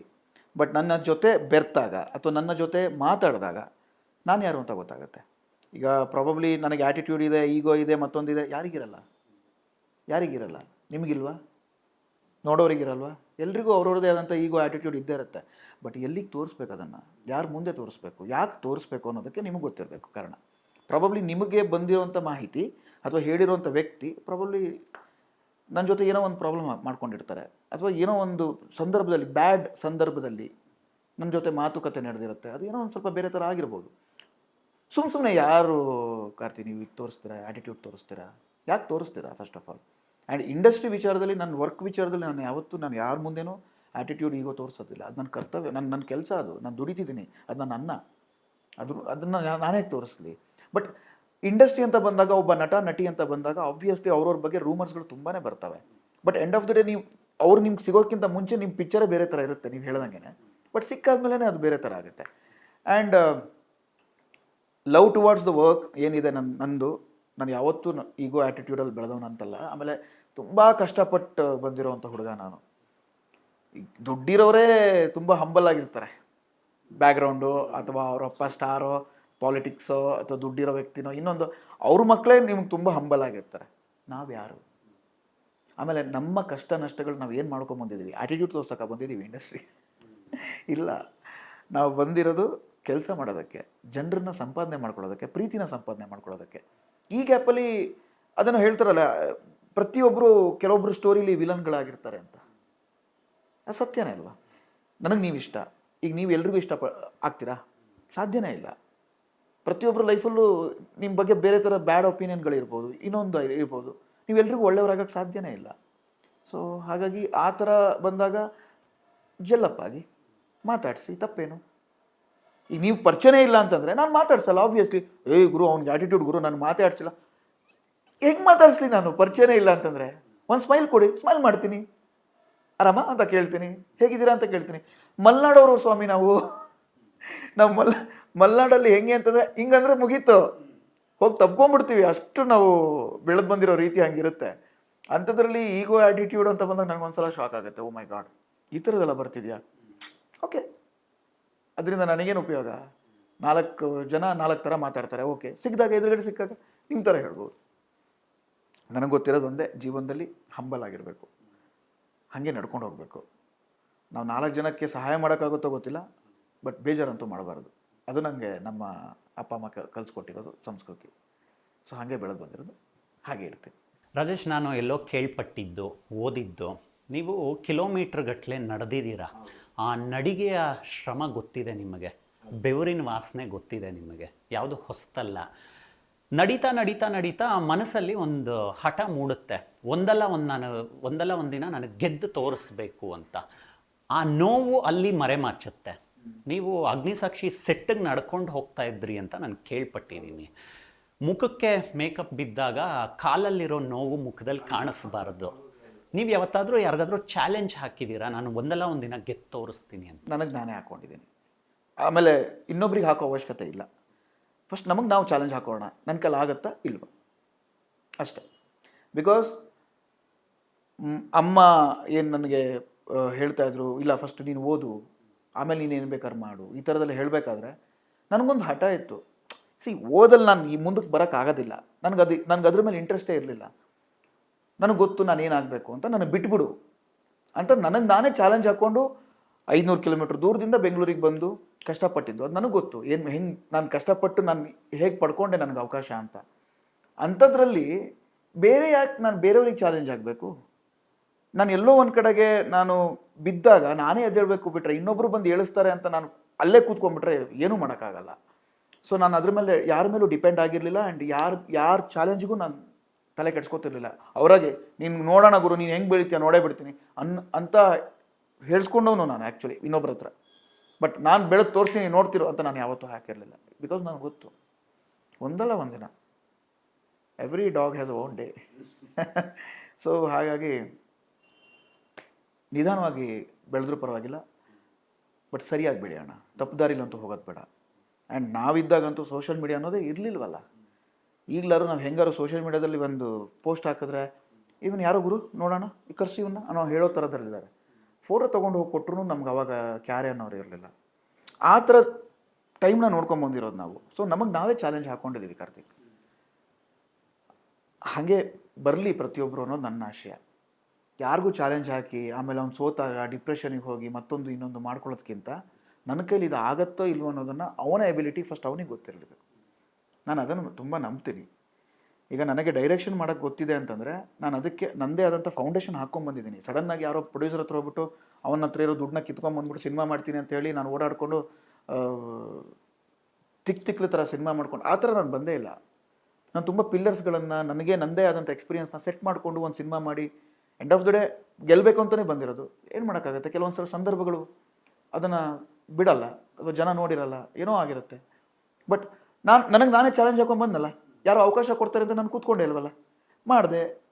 ಎಂಡ್ ಆಫ್ ದ ಡೇ ಅದು ಕ್ರಿಟಿಕಲಿ ಅಕ್ಲೇಮ್ಡ್ ಸಿನಿಮಾ. ಅದು ತುಂಬ ಎಲ್ಲನೂ ಹಾಗೆ ನಡೀತಾ ಇದೆ, ಗೆಲ್ಲಬೇಕು ಅಂತಲೇ ಮಾಡ್ತಿದ್ದೀವಿ. ಬಟ್ ಈಗಲೂ ನೀವು ಹೇಳಿದ್ರಲ್ಲ, ಯಾಕೆ ನನ್ನ ಕೈಲಾಗಲ್ಲ, ನೋಡೇ ಬಿಡೋಣ, ನನಗೆ ನಾನೇ ಚಾಲೆಂಜ್ ಹಾಕೋತಾ ಇದ್ದೀನಿ. ಸೊ ನನಗಿಷ್ಟ ಆ ಚಾಲೆಂಜ್ ಅನ್ನೋದು ಇಷ್ಟ, ಬಟ್ ಇನ್ನೊಬ್ರಿಗೆ ಹಾಕೋದಲ್ಲ, ನಮಗೆ ನಾವು ಹಾಕೊಳ್ಳೋದು. ನೀವೆಲ್ಲೇ ಹೋದರೂ ಅಗ್ನಿಸಾಕ್ಷಿ ಪ್ರಸ್ತಾಪ ಆಗೇ ಆಗುತ್ತೆ ನಿಮ್ಮ ಲೈಫಲ್ಲಿ. ನಾನು ಮತ್ತೆ ಹಳೆ ಟೇಪ್ ರೆಕಾರ್ಡರ್ ಆನ್ ಮಾಡಲ್ಲ, ಅದನ್ನೇ ಬೇರೆ ಥರ ತಿರುಗಿಸಿ ಮರುಗಿಸಿ ಕೇಳ್ತೀನಿ ನಾನು. ನೀವೆಲ್ಲೇ ಹಾಲಂಗಡಿಗೆ ಹಾಲು ತಗೊಳಕ್ಕೆ ಹೋಗಿ ಅಲ್ಲಿ ಅಗ್ನಿಸಾಕ್ಷಿ, ಯಾವುದೋ ಬಸ್ ಸ್ಟ್ಯಾಂಡಲ್ಲಿ ನಿಂತಿರ್ತೀರ ಅಲ್ಲಿ ಅಗ್ನಿಸಾಕ್ಷಿ, ಯಾರ್ದೋ ಮದುವೆಗೆ ಹೋಗ್ತೀರಾ ಅಲ್ಲಿ ಅಗ್ನಿಸಾಕ್ಷಿ. ಆ ಅಗ್ನಿಸಾಕ್ಷಿ ಕೊಟ್ಟಂಥ ಫೇಮನ್ನು ನಾವು ನೋಡಿದ್ದೀವಿ ನಿಮ್ಮ ಕೆರಿಯರಲ್ಲಿ. ಆ ಸೀರಿಯಲ್ ಎಷ್ಟು ಇಂಪಾರ್ಟೆಂಟ್ ಅಂತ ಅದನ್ನು ಯೋಚನೆ ಮಾಡಿದಾಗ ನಮಗೊಂದು ಟೆನ್ಷನ್ನು ಆಗುತ್ತೆ. ರಾಜೇಶ್ ಧ್ರುವ ಅವ್ರಿಗೆ ಆ ಫೇಮ್ ಕೊಟ್ಟಿದ್ದು ಆಮೇಲೆ ಬೇರೆ ಯಾವುದೋ ಸೀರಿಯಲ್ಲು ಕೊಡಲಿಲ್ಲ. ಅದೆಲ್ಲಾದರೂ ಆ ಅಗ್ನಿಸಾಕ್ಷಿ ಫೇಮು ನಿಮ್ಮ ಒರಿಜಿನಲ್ ಟ್ಯಾಲೆಂಟನ್ನು ಸರ್ಪಾಸ್ ಮಾಡ್ತಾ ಒಂದು ಪಾಯಿಂಟ್ ಆಫ್ ಟೈಮಲ್ಲಿ ಅಂತ. ಪ್ರಾಬಬ್ಲಿ ಅದು ಓವರ್ಲ್ಯಾಪ್ ಮಾಡಬಹುದು. ಅದು ಎಲ್ರಿಗೂ ಆಗಿದೆ, ನಮ್ಮ ಆರ್ಟಿಸ್ಟ್ಗಳು ಎಲ್ಲರಿಗೂ. ನೀವು ಯಾರನ್ನೇ ಕೇಳಿ, ಇಂಟರ್ವ್ಯೂ ಹೋದಾಗ ಅಥವಾ ಸಿಕ್ಕಾಗ ಯಾರನ್ನೇ ಕೇಳಿ, ಇದನ್ನು off screen or on screen, ಎಲ್ರಿಗೂ ಅವ್ರವ್ರದ್ದೇ ಆದಂಥ ಒಂದು ಟ್ಯಾಲೆಂಟ್ ಇರುತ್ತೆ. ಅದನ್ನು ಓವರ್ಲ್ಯಾಪ್ ಮಾಡಿಬಿಡುತ್ತೆ ಅದನ್ನು. ವೈ? ಬಿಕಾಸ್ ಒಂದು ಬ್ರ್ಯಾಂಡ್ ಮುಂದೆ ನೀವು ಯಾರೂ ಬ್ರ್ಯಾಂಡ್ ಆಗೋಕ್ಕಾಗೋದಿಲ್ಲ. ಅಗ್ನಿಸಾಕ್ಷಿ ಅನ್ನೋದೇ ಒಂದು ದೊಡ್ಡ ಬ್ರ್ಯಾಂಡ್ ಇತ್ತಲ್ವ, ಆ ಬ್ರ್ಯಾಂಡಲ್ಲಿ ನೀವು ನಿಮ್ಮಿಂದ ಆ ಬ್ರ್ಯಾಂಡ್ ಅಲ್ಲ, ಆ ಟೈಟಲ್ ಕಾರ್ಡಿಗಿರುವಂಥ ಪವರ್ ಇತ್ತದು. ಯಾಕಾಗಲಿಲ್ಲ ಹಂಗಾದ್ರೆ? ನಿಮ್ಮಿಂದ ಯಾಕೆ ಬ್ರ್ಯಾಂಡ್ ಆಗಲಿಲ್ಲ? ಇಲ್ಲ, ನಮ್ಮದೆಲ್ಲ ಟೀಮ್ ವರ್ಕ್. ಅದು ಆರ್ಟಿಸ್ಟಿಂದ ಹಿಡಿದು ಟೆಕ್ನಿಷಿಯನ್ಸು, ಪ್ರೊಡಕ್ಷನ್ ಹೌಸು, ಚಾನಲ್ಲು, ಎಲ್ರಿಗೂ ಅದರಿಂದ ಅಪ್ಲಿಫ್ಟ್ ಆಗಿದೆ ತಾನೆ ಆ ಬ್ರ್ಯಾಂಡ್ ಮಾಡಿಕೊಟ್ಟಂಥದ್ದು. ಸೊ ಏನಾಗುತ್ತೆ, ಕೆಲವೊಂದು ಸಲ ಸುಮ್ಮನೆ ನಾನು ಹೆಸರು ತೊಗೋಬೇಕು ಅಂತಂದರೆ ರಾಜಮೌಳಿ ಅವರ ಸಿನಿಮಾ ಅಂತ ಬರುತ್ತೆ ಹೊರತು ಅಲ್ಲಿ ಮಾಡಿದಂಥ ಕಲಾವಿದರ ಹೆಸರು ಸ್ವಲ್ಪ ಡೌನ್ ಆಗುತ್ತೆ. ನಿಮಗೆ ಕೊಲಾಬ್ರೇಷನ್ ಅಂತ ಬಂದಾಗ ಹಿಟ್ ಆದಮೇಲೆ ಏನಾಗುತ್ತೆ, ರಾಜಮೌಳಿಯವ್ರ ಸಿನಿಮಾ ಅಂತಲೇ ಬರುತ್ತೆ ಹೊರತು ಆ ಕಲಾವಿದರ ಹೆಸರು ಯಾವತ್ತೂ ಕಡಿಮೆ ಆಗುತ್ತೆ ನಿಮಗೆ. ಬಿಕಾಸ್ ಆ ರಾಜಮೌಳಿ ಅನ್ನೋ ಒಂದು ಹೆಸರು ಏನು ಮಾಡ್ತಾರೆ, ದೊಡ್ಡ ಒಂಥರ ಮೌಂಟೇನ್ ಅದು. ಅದ್ರ ಮುಂದೆ ನೀವು ಇಟ್ಟಂಥ ಒಂದು ಚಿಕ್ಕ ಚಿಕ್ಕ ಮೌಂಟೇನ್ಗಳು ಓವರ್ಲ್ಯಾಪ್ ಆಗ್ಬಿಡ್ತವೆ. ಅವರು ಆ ಥರ ಬಿಲ್ಡ್ ಮಾಡ್ಕೊಂಡಿದ್ದಾರೆ ಎಂಪೈರ್ನ. ಹಾಗೇನೆ ಅಗ್ನಿಸಾಕ್ಷಿ ಅನ್ನೋದು ಕೂಡ ಅದೇ ಥರ. ಸೊ ಅದರ ಕೆಳಗಡೆ ನಾವು ಬರ್ತೀವಿ. ಹಾಗಂತ ನಾನು ಮಾಡಿರೋ ಬೇರೆ ಪ್ರಾಜೆಕ್ಟ್ಗಳನ್ನು ಜನ ನೆನಪಿಟ್ಕೊಂಡಿಲ್ಲ ಅಂತ ನಾನು ಹೇಳಲ್ಲ. ಬಟ್ ಒಂದು ಖುಷಿ ಇದೆ ಗುರು, ನಾನು ಸಾಯೋ ತನಕನೂ ಜನ ಮರೆಯಲ್ಲ.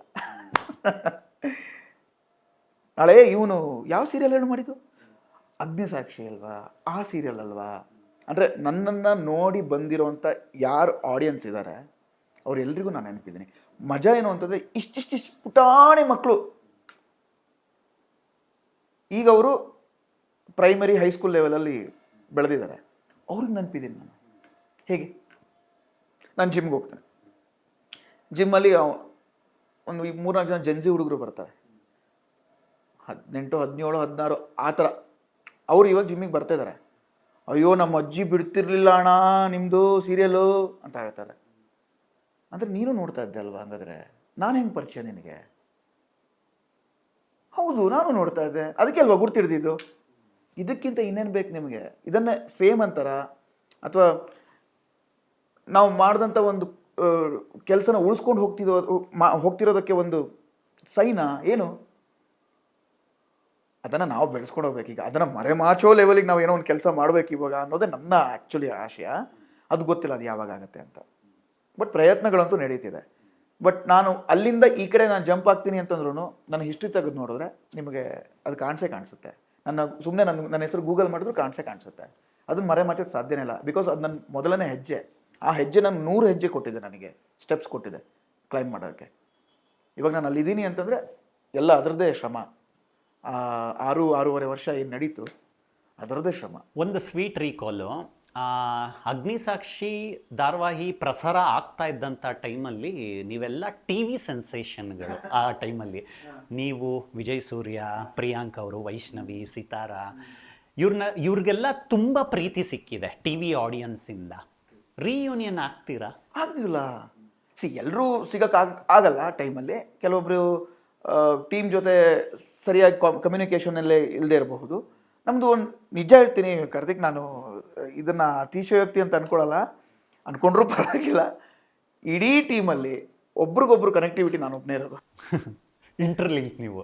ಹೌದು, ಎಲ್ಲರಿಗೂ. ಅಂದರೆ ನಾನು ಆ ಗುಡ್ವಿಲ್ನ ಮೇಂಟೈನ್ ಮಾಡ್ಕೊಂಡು ಬಂದಿದ್ದೀನಿ. ನೆನಪಾದಾಗ ಕಾಲ್ ಮಾಡಿಬಿಡ್ತೀನಿ, ನೆನಪಾದಾಗ ಮೆಸೇಜ್ ಮಾಡ್ತೀನಿ, ಇಲ್ಲ ಅವರಾಗಿ ಮೆಸೇಜ್ ಮಾಡ್ತಾರೆ, ಖುಷಿ. ಬಟ್ ನಾನಂತೂ ಯಾರಿಂದನೂ ಡಿಸ್ಕನೆಕ್ಟ್ ಆಗಲಿಲ್ಲ. ಪ್ರಾಬಬ್ಲಿ ಮುಂದಕ್ಕೂ ನಾನು ಆಗೋದಿಲ್ಲ.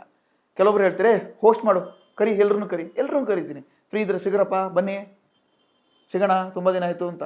ಸೊ ರೀಸೆಂಟಾಗೂ ಸಿಕ್ಕಿದ್ವಿ ಎಲ್ಲರೂ. ಪ್ರಾಬಬ್ಲಿ ವೈಷ್ಣವಿ ಮದುವೆ ಆದಮೇಲೆ ಅನಿಸುತ್ತೆ, ಕರೆಕ್ಟ್, ಸಿಕ್ಕಿದ್ವಿ. ಕೆಲವೊಬ್ರು ಬರೋಕ್ಕಾಗಲಿಲ್ಲ, ಯಾಕಂದರೆ ಅವ್ರವ್ರ ವರ್ಕ್ ಕಮಿಟ್ಮೆಂಟ್ ಇರುತ್ತೆ, ಯಾರು ಫ್ರೀ ಇರ್ತಾರೆ ಆವಾಗ ನಾವು ಇದು ಆಗ್ತೀವಿ. ಬಟ್ 100% ಎಲ್ಲರೂ ಕಾಂಟ್ಯಾಕ್ಟಲ್ಲಿದ್ದಾರೆ. ಅದು ನನ್ನ ಜೊತೆ ಅಂತೂ ಕಾಂಟ್ಯಾಕ್ಟಲ್ಲಿದ್ದಾರೆ. ಒಂದು ಇನ್ಸ್ಟೆಂಟ್ ಹೇಳಿ ನಾನು ನನ್ನ ಕ್ವಶನ್ನ ಮುಂದುವರಿಸ್ತೀನಿ. ಒಬ್ಬರು ಟಿ ವಿಯಲ್ಲಿ ಸಿನಿಮಾದಲ್ಲಿ ಆ್ಯಕ್ಟ್ ಮಾಡೋವಂಥ ಕಲಾವಿದರು, ಅವ್ರ ಹೆಸರು ಬೇಡ, ಇಲ್ಲಿ ಅಪ್ರಸ್ತುತ ಅಂತಲೇ ಅಂದ್ಕೊಳ್ಳೋಣ. ಅವರು ಬನಶಂಕರಿ ಬಸ್ ಸ್ಟ್ಯಾಂಡ್ ಹತ್ರ ಒಂದು ಸಲ ನಡ್ಕೊಂಡು ಹೋಗ್ತಾ ಇರ್ತಾರೆ. ತುಂಬ ವೆರಿ ಟ್ಯಾಲೆಂಟೆಡ್ ಆ್ಯಕ್ಟರ್ ಅವರು. ಯಾರೋ ಸಿಕ್ಕಾಗ ಕೇಳ್ತಾರೆ, ಸಿನಿಮಾ ಇಂಡಸ್ಟ್ರಿಯವರೇ ಸಿಕ್ಕಾಗ, ಏನು ಸರ್ ಇಲ್ಲಿ ನಡ್ಕೊಂಡು ಹೋಗ್ತಾ ಇದ್ದೀರಾ, ಯಾವ ಪ್ರಾಜೆಕ್ಟ್ ಮಾಡ್ತಾ ಇದ್ದೀರಾ ಅಂತ ಕೇಳ್ತಾರೆ. ಸರ್ ಸದ್ಯಕ್ಕೆ ಯಾವುದೂ ಪ್ರಾಜೆಕ್ಟ್ ಮಾಡ್ತಾ ಇಲ್ಲ, ನಾನು ಖಾಲಿ ಕೂತಿದ್ದೀನಿ ಅಂತಲೇ ಹೇಳ್ತಾರೆ ಆನೆಸ್ಟಾಗೆ. ಆವಾಗ ಹೇಳ್ತಾರೆ, ಏನು ಸರ್ ಖಾಲಿ ಕೂತಿದ್ದೀರಾ ನೀವು, ನಿಮ್ಮ ಹತ್ರ ಆ್ಯಕ್ಟರ್ಗಳು ಆ್ಯಕ್ಟ್ ಮಾಡ್ತಾ ಇರಬೇಕು ಅಂತ ಹೇಳ್ತಾರೆ. ಆ ಧ್ವನಿಯಲ್ಲಿ ಒಂದು ವ್ಯಂಗ್ಯ ಇರುತ್ತೆ, ಉಡಾಫೆ ಇರುತ್ತೆ, ಖಾಲಿ ಕೂತಿದ್ದಾರೆ ಅಂತ. ನಿಮಗೆ ಯಾವತ್ತಾದರೂ ಖಾಲಿ ಕೂರೋ ಅಂಥ ಸಮಯ ಬಂತಾ ನಿಮ್ಮ ಕೆರಿಯರಲ್ಲಿ? ಕರೋನಾ ಟೈಮ್ಗಿಂತ ದೊಡ್ಡ ಎಕ್ಸಾಂಪಲ್ ನಿಮ್ಗೆ ಯಾವುದು ಬೇಡ. ಆಮೇಲೆ ಎವ್ರಿ ಪ್ರಾಜೆಕ್ಟ್ ನಿಮಗೆ ಮುಗಿದ ಮೇಲೆ ನಿಮ್ಗೊಂದಷ್ಟು ಟೈಮ್ ನಿಮ್ಮ ಕೆಲಸ ಸಿಗದಿರೋ ಚಾನ್ಸಸ್ ಇದೆ. ಹಾಗೆ ನೋಡೋಕೆ ಹೋದರೆ ಈಗಲೇ ಇಟ್ಕೊಳ್ಳಿ, ನಾನು ಈಗಲೇ ಉದಾಹರಣೆ ತೊಗೋತೀನಿ. ಭಾಗ್ಯಲಕ್ಷ್ಮಿ ಮುಗೀತು, ಜೂನ್ 9-10 ಟೆಲಿಕಾಸ್ಟ್ ಎಂಡ್ ಆಯಿತು. ಆಲ್ಮೋಸ್ಟ್ ಇವತ್ತಿಗೆ ಒಂದು 2.5 ತಿಂಗಳು ಅಂತ ಅಂದ್ಕೊಳ್ಳಿ. ನಾನು ಖಾಲಿನೇ ಇದ್ದೀನಲ್ಲ, ನಾನು ಖಾಲಿ ಇದ್ದೀನಿ. ಅಂದರೆ ನಾನು ಆ್ಯಕ್ಟಿವ್ ಆಗಿ ಕೆಲಸ ಮಾಡ್ತಿಲ್ಲ ಅಷ್ಟೇ. ಬಟ್ ನನಗೇನು ಬೇಕು ಫ್ಯೂಚರಿಗೆ, ನಾನು ಏನು ಬೇಕು ಅದನ್ನು ಬರೀತಿದ್ದೀನಿ, ಅದು ಬೇರೆ ವಿಚಾರ, ಅದು ಸಿನಿಮಾ ವಿಚಾರ. ಬಟ್ ಸೀರಿಯಲ್ ವಿಚಾರ ಅಂತ ಬಂದಾಗ ಆಬ್ವಿಯಸ್ಲಿ ಹೊರಗಡೆ ಸಿಕ್ಕಾಗ ಒಂದಷ್ಟು ಜನ ಕೇಳ್ತಾರೆ, ಸರ್ ಏನು ಸರ್ ಭಾಗ್ಯಲಕ್ಷ್ಮಿ ಮುಗೀತು, ಯಾವುದು ಇಲ್ವಾ? ಮಾಡಬೇಕು, ಆಬ್ವಿಯಸ್ಲಿ ಅದು ಆ್ಯಕ್ಟಿವ್ ಇರಬೇಕಲ್ವ.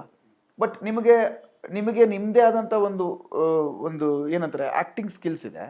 ಅದನ್ನು ಒಂದಷ್ಟು ಜನ ನೋಡಿದ್ದಾರೆ, ಇವನಿಗೆ ಇದು ಸೂಟ್ ಆಗುತ್ತೋ ಇಲ್ವೋ ಅಂತ ಗೊತ್ತಾಗತ್ತಲ್ವ, ಅಂಥವ್ರು ಕರೀತಾರೆ. ಅದನ್ನು ಲುಕ್ ಟೆಸ್ಟ್ ಅಂತ ಕರೀತಾರೆ, ಬಂದು ಮಾಡು ಅಂತ ಹೇಳ್ತಾರೆ. ಫ್ರೆಂಡ್ಸು ಈಗ ಎಷ್ಟೋ ಜನ ಪ್ರೊಡ್ಯೂಸರ್ಸ್ಗಳಾಗಿದ್ದಾರೆ, ಸೊ ಅವರೆಲ್ಲ ಹೇಳ್ತಾರೆ ಬಂದು ಮಾಡು ಅಂತ, ಹೋಗಿ ಕೊಟ್ಬಿಡ್ತಾ ಇರ್ತೀವಿ. ಸೆಲೆಕ್ಟ್ ಆಗಲ್ಲ, ನಾವೇನು ಮಾಡೋಕ್ಕಾಗತ್ತೆ? ಸೊ ತುಂಬ ಜನಕ್ಕೆ ಅದು ಹೇಗೆ ಆಗುತ್ತೆ ಪ್ರೊಸೀಡಿಂಗ್ಸ್ ಗೊತ್ತಿರಲ್ಲ. ನೀವೇನು ರೀ ಟಿ ವಿ ಆರ್ಟಿಸ್ಟ್ ನೀವು ಅಂತಾರೆ, ಅದು ವ್ಯಂಗ್ಯನೇ. ಅಂದ್ಕೊಂಡು ಬರಬೇಕಷ್ಟೇ. ಏನು ಮಾಡ್ತೀರಾ ನೀವು ಏನು ರಿಪ್ಲೈ ಕೊಡ್ತೀರಾ? ಎಸ್ ಸರ್, ನೋ ಸರ್, ಅಷ್ಟೇ ತಾನೆ. ಅವ್ರ ಹತ್ರ ವಾದ ಮಾಡ್ಕೊಂಡು ಕೊಡ್ತೀರಾ? ಅವ್ರಿಗೆ ನಾವು ಏನು ಹೇಳಿದ್ರು ಅರ್ಥ ಆಗೋದಿಲ್ಲ. ಆದ್ರೆ ಹೇಳೋ ಅವಶ್ಯಕತೆನೂ ಇಲ್ಲ. ಅತಿ ಶೀಘ್ರದಲ್ಲಿ ಮಾಡ್ತೀನಿ ಸರ್, ನೋಡಿ ಥ್ಯಾಂಕ್ ಯು ಅಂದ್ಬಿಟ್ಟು ಬರ್ತಾ ಇರಬೇಕು. ನಾವು ಏನೇ ಬೈಕೊಳ್ಳೋದಿದ್ರು ಮನ್ಸೊಳಗೆ ಬೈಕೋಬೇಕು. ಯಾಕೆಂದರೆ ನೀವು ಹೇಳಿದ್ರಲ್ಲ, ಏನೇ ಒಂದು ಮಾತಾಡಿದ್ರು ಕೆಟ್ಟವರಾಗ್ತೀವಿ, 2 ಮಾತಾಡಿದ್ರು ಒಳ್ಳೆಯವರಾಗ್ತೀವಿ. ಆ ಬ್ರ್ಯಾಂಡೇ ನಮಗೆ ಹೇಳ್ಕೊಂಬರೋದು. ಅವನಾ ಈ ಥರನೇ ಹೇಳ್ಬಿಡ್ತಾರೆ.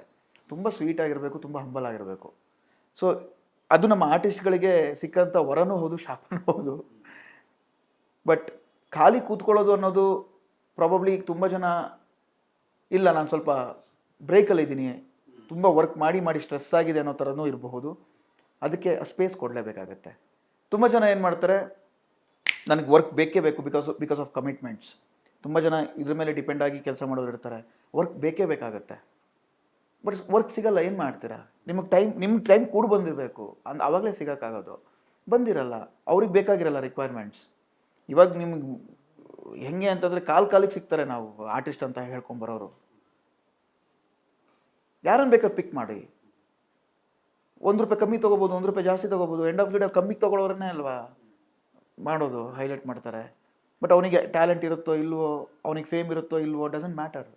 ಬಟ್ ಹೇಳ್ತಾರೆ ಫೇಮ್ ಇರೋರೇ ತೊಗೊಳ್ಳಿ, ಫೇಸ್ ಇರೋರೇ ಬೇಕು ನಮಗೆ ಅಂತ ಒಂದಷ್ಟು ಇನ್ಸ್ಟ್ರಕ್ಷನ್ಸ್ಗಳು ಬರ್ತವೆ ಕೆಲವೊಂದು ಕ್ಯಾರೆಕ್ಟರ್ಗೆ. ಆದರೂ ಅಲ್ಲೇನೋ ಮಾಡಿದ 2, 3, 4 ಪ್ರಾಜೆಕ್ಟ್ ಮಾಡೋರನ್ನೇ ಪಿಕ್ ಮಾಡ್ತಾರೆ. ಆವಾಗ ಇನ್ನೊಬ್ರಿಗೆ ಕೆಲಸ ಪ್ರಾಬ್ಲಮ್ ಆಗುತ್ತೆ. ಸೊ ತಪ್ಪು ಅನ್ನೋದಕ್ಕಿಂತ ಕೆಲಸ ಇರೋರಿಗಿಂತ ಕೆಲಸ ಇಲ್ದವ್ರಿಗೆ ಸ್ವಲ್ಪ ಕೆಲಸ ಕೊಡೋದ್ರಿಂದ ತುಂಬ ಚೆನ್ನಾಗಿ ಆಗುತ್ತೆ ಎಲ್ಲ ವರ್ಕ್ಗಳು. ನಿಮಗೂ ಸ್ಮೂತಾಗಿ ಆಗುತ್ತೆ ವರ್ಕ್. ಬಟ್ ಇಮ್ಮಿಡಿಯೇಟಾಗಿ ಕೆಲಸ ಸಿಗುತ್ತೆ ಅಂದ್ಕೊಂಡು ನಾವು ನಂಬ್ಕೊಂಡು ಕೂರೋಕ್ಕಾಗೋದಿಲ್ಲ. ಸೇವಿಂಗ್ಸ್ ಅನ್ನೋದು ತುಂಬ ಮುಖ್ಯ ಆಗುತ್ತೆ. ಸೊ ಉಡಾಫೆ ಮಾತುಗಳು, ವ್ಯಂಗ್ಯ ಮಾತುಗಳು ಬರುತ್ತೆ. ಈಕಿಂದ ಕೇಳಿ ಈಕಿಂದ ಬಿಟ್ಬಿಡಿ ಅಷ್ಟೇ. ಖಾಲಿ ಕೂರೋದು ಅಂತ ಹೇಳ್ತಾರಲ್ಲ, ಅದಕ್ಕೆ ಬರ್ತೀನಿ. ಖಾಲಿ ಕೂರೋದು ಕೂಡ ಒಬ್ಬ ಕಲಾವಿದನಿಗೆ ಆಯ್ಕೆ ಆಗಿರುತ್ತೆ ಅಂದ್ಕೊಳ್ಳೋಣ. ನೀವು ಆ ಝೋನಲ್ಲಿ ಇದ್ದೀರಾ. ಒಳ್ಳೆ ಪ್ರಾಜೆಕ್ಟ್ ಬಂದರೆ ನಾನು ಸೈನ್ ಮಾಡ್ತೀನಿ. ನನ್ನ ಮನಸ್ಸಿಗೆ ಯಾವುದು ಸೂಕ್ತ ಅಲ್ಲ ಅನಿಸುತ್ತೆ ಅದಕ್ಕೆ ನಾನು ಸೈನ್ ಮಾಡೋಕ್ಕೆ ಹೋಗಲ್ಲ. ಈ ಝೋನಲ್ಲಿ ಇದ್ದೀರಾ? ಖಂಡಿತವಾಗ್ಲೂ. ಯಾಕೆಂತಂದರೆ ನಾನು ಶಾರದೆ ಅಂತ ಒಂದು ಸೀರಿಯಲ್ ಮಾಡ್ತೀನಿ ಸುವರ್ಣಗೆ. ನನಗೆ ಅದರ ಒಂದು ನರೇಷನ್ನೇ ಗೊತ್ತಿರಲ್ಲ. ಕ್ಯಾರೆಕ್ಟರ್ ನರೇಷನ್ ಅಂತ ಏನು ಹೇಳ್ತೀವಿ, ಅದು ನರೇಷನ್ನೇ ಕೊಟ್ಟಿರಲ್ಲ. ಆ್ಯಂಡ್ ನಾನು ಕಮಿಟ್ ಆಗೋಕ್ಕೂ ಮುಂಚೆ ನನಗೆ ಗೊತ್ತೇ ಇಲ್ಲ ಅದು ರೀಮೇಕ್ ಸೀರಿಯಲ್ ಅಂತ. ಅದ್ರ ಬಗ್ಗೆ ನನಗೆ ಯಾವ ಮಾಹಿತಿನೂ ಇರಲಿಲ್ಲ.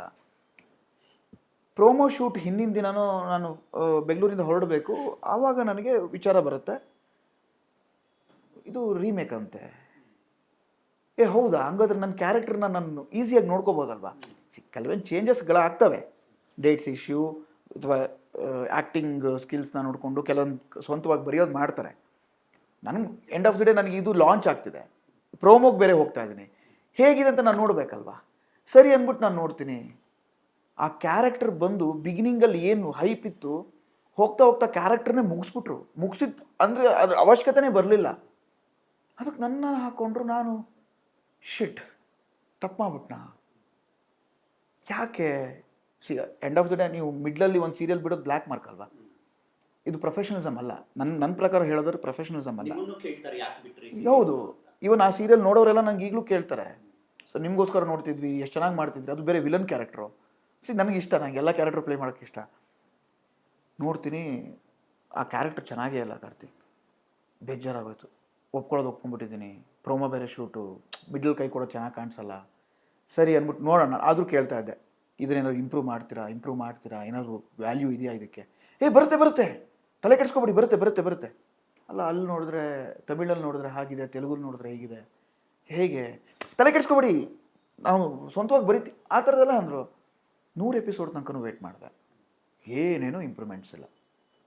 ತುಂಬ ಬೇಜಾರಾಗೋಯ್ತು. ಓಕೆ, ಈ ಥರದ್ದು ಮಾಡಿದ್ರೆ ನಾನು ಏನು ಪ್ರೊಫೆಷನಲಿ ಗ್ರೋತ್ ಆಗೋದಕ್ಕೆ ತಾನೇ ನಾವು ಮಾಡ್ತೀವಿ, ಅಥವಾ ನಮ್ಮ ಮನಸ್ಸಿಗೆ ಖುಷಿ ಆಗಬೇಕು, ಅದಾರು ಮಾಡಿ. ಎರಡೂ ಇಲ್ಲ.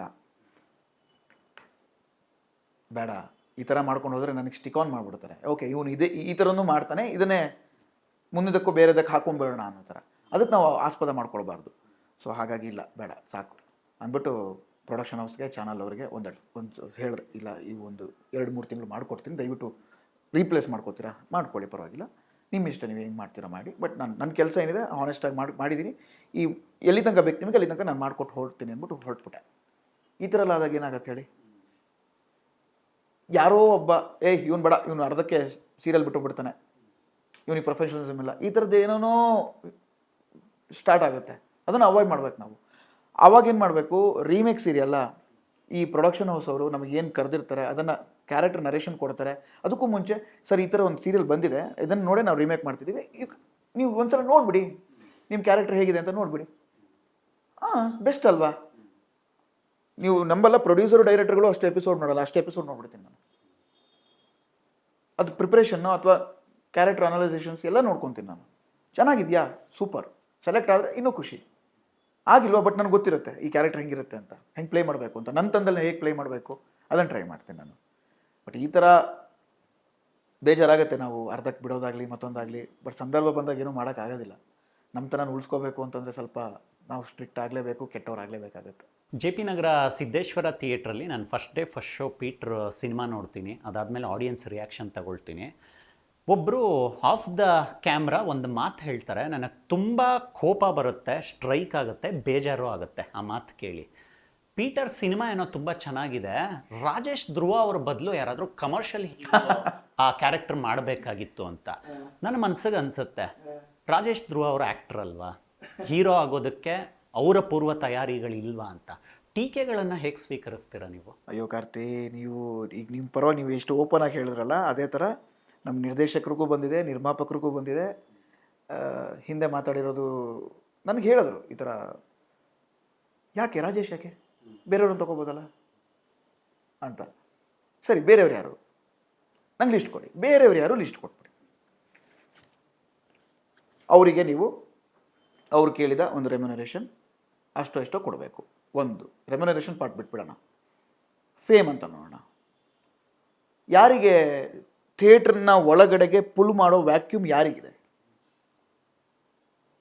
ನನ್ನ ಥರದ ಹೀರೋಗಳಿಗೆ ಅಥವಾ ನನಗಿಂತ ಬೆಟರ್ ಹೀರೋಗಳು ಯಾರಿದ್ದಾರೆ ತೋರಿಸಿ. First day first show or ಆ 1 ವೀಕ್ ಏನಿದೆಯಲ್ಲ, ಇವ್ರನ್ನ ಹಾಕ್ಕೊಂಡ್ರೆ ಥಿಯೇಟ್ರಿಗೆ ಜನ ನೂಗ್ತಾರೆ ಯಾರಿದ್ದಾರೆ? ನೀವು ಪೀಟರ್ಗೆ ಸುದೀಪ್ ಸರ್ನ ಹಾಕೋತೀರಾ, ದರ್ಶನ್ ಸರ್ನ ಹಾಕೋತೀರಾ, ಯಶ್ ಅವ್ರನ್ನ ಹಾಕೋತೀರಾ, ಯಾರನ್ನ ಹಾಕೋತೀರಾ ನೀವು? ಡಾಲಿ ಸರ್ನ ಹಾಕೋತೀರಾ, ಧನಂಜಯ ಅವ್ರನ್ನ ಹಾಕೋತೀರಾ, ಅಂದರೆ ಡಾಲಿ ಸರ್ನ, ವಿಜಯ್ ಅವ್ರನ್ನ ಹಾಕೋತೀರಾ, ಗಣೇಶ್ ಅವ್ರನ್ನ ಹಾಕೋತೀರಾ? ಸಿಗ್ತಾರ ಅವ್ರು ನಿಮಗೆ ಪೀಟರ್ ಸಬ್ಜೆಕ್ಟ್ಗೆ? ಸಿಕ್ಕಿದ್ರು ಆ ಬಜೆಟಿಗೆ ಬರ್ತಾರಾ? ಎಲ್ಲ ಕೌಂಟ್ ಆಗುತ್ತೆ. ಸರಿ, ಅದು ಬಿಟ್ಟು ಅದೇನೋ ABC ಅಂತ ಮಾಡ್ಕೊಂಡಿದ್ದಾರಲ್ಲ, ಆ B ಕ್ಯಾಟಗರಿಯಲ್ಲಿರೋವಂಥ ಒಂದಷ್ಟು ಜನ ಕರ್ಕೊಂಬರೋಣ. ಅವ್ರ ಹಳೆಯ ಸಿನಿಮಾಗಳು ಏನಾಯಿತು? ನಾನು ಇಲ್ಲಿ ತಪ್ಪು ಮಾತಾಡ್ತಿಲ್ಲ, ಇರೋ ಫ್ಯಾಕ್ಟ್ನ ಹೇಳ್ತೀನಿ, ಚೆಕ್ ಮಾಡಿ ಅಂತ ಹೇಳ್ತಾ ಇರೋದು. ವ್ಯಾಕ್ಯೂಮ್ ಯಾರಿದ್ದಾರೆ?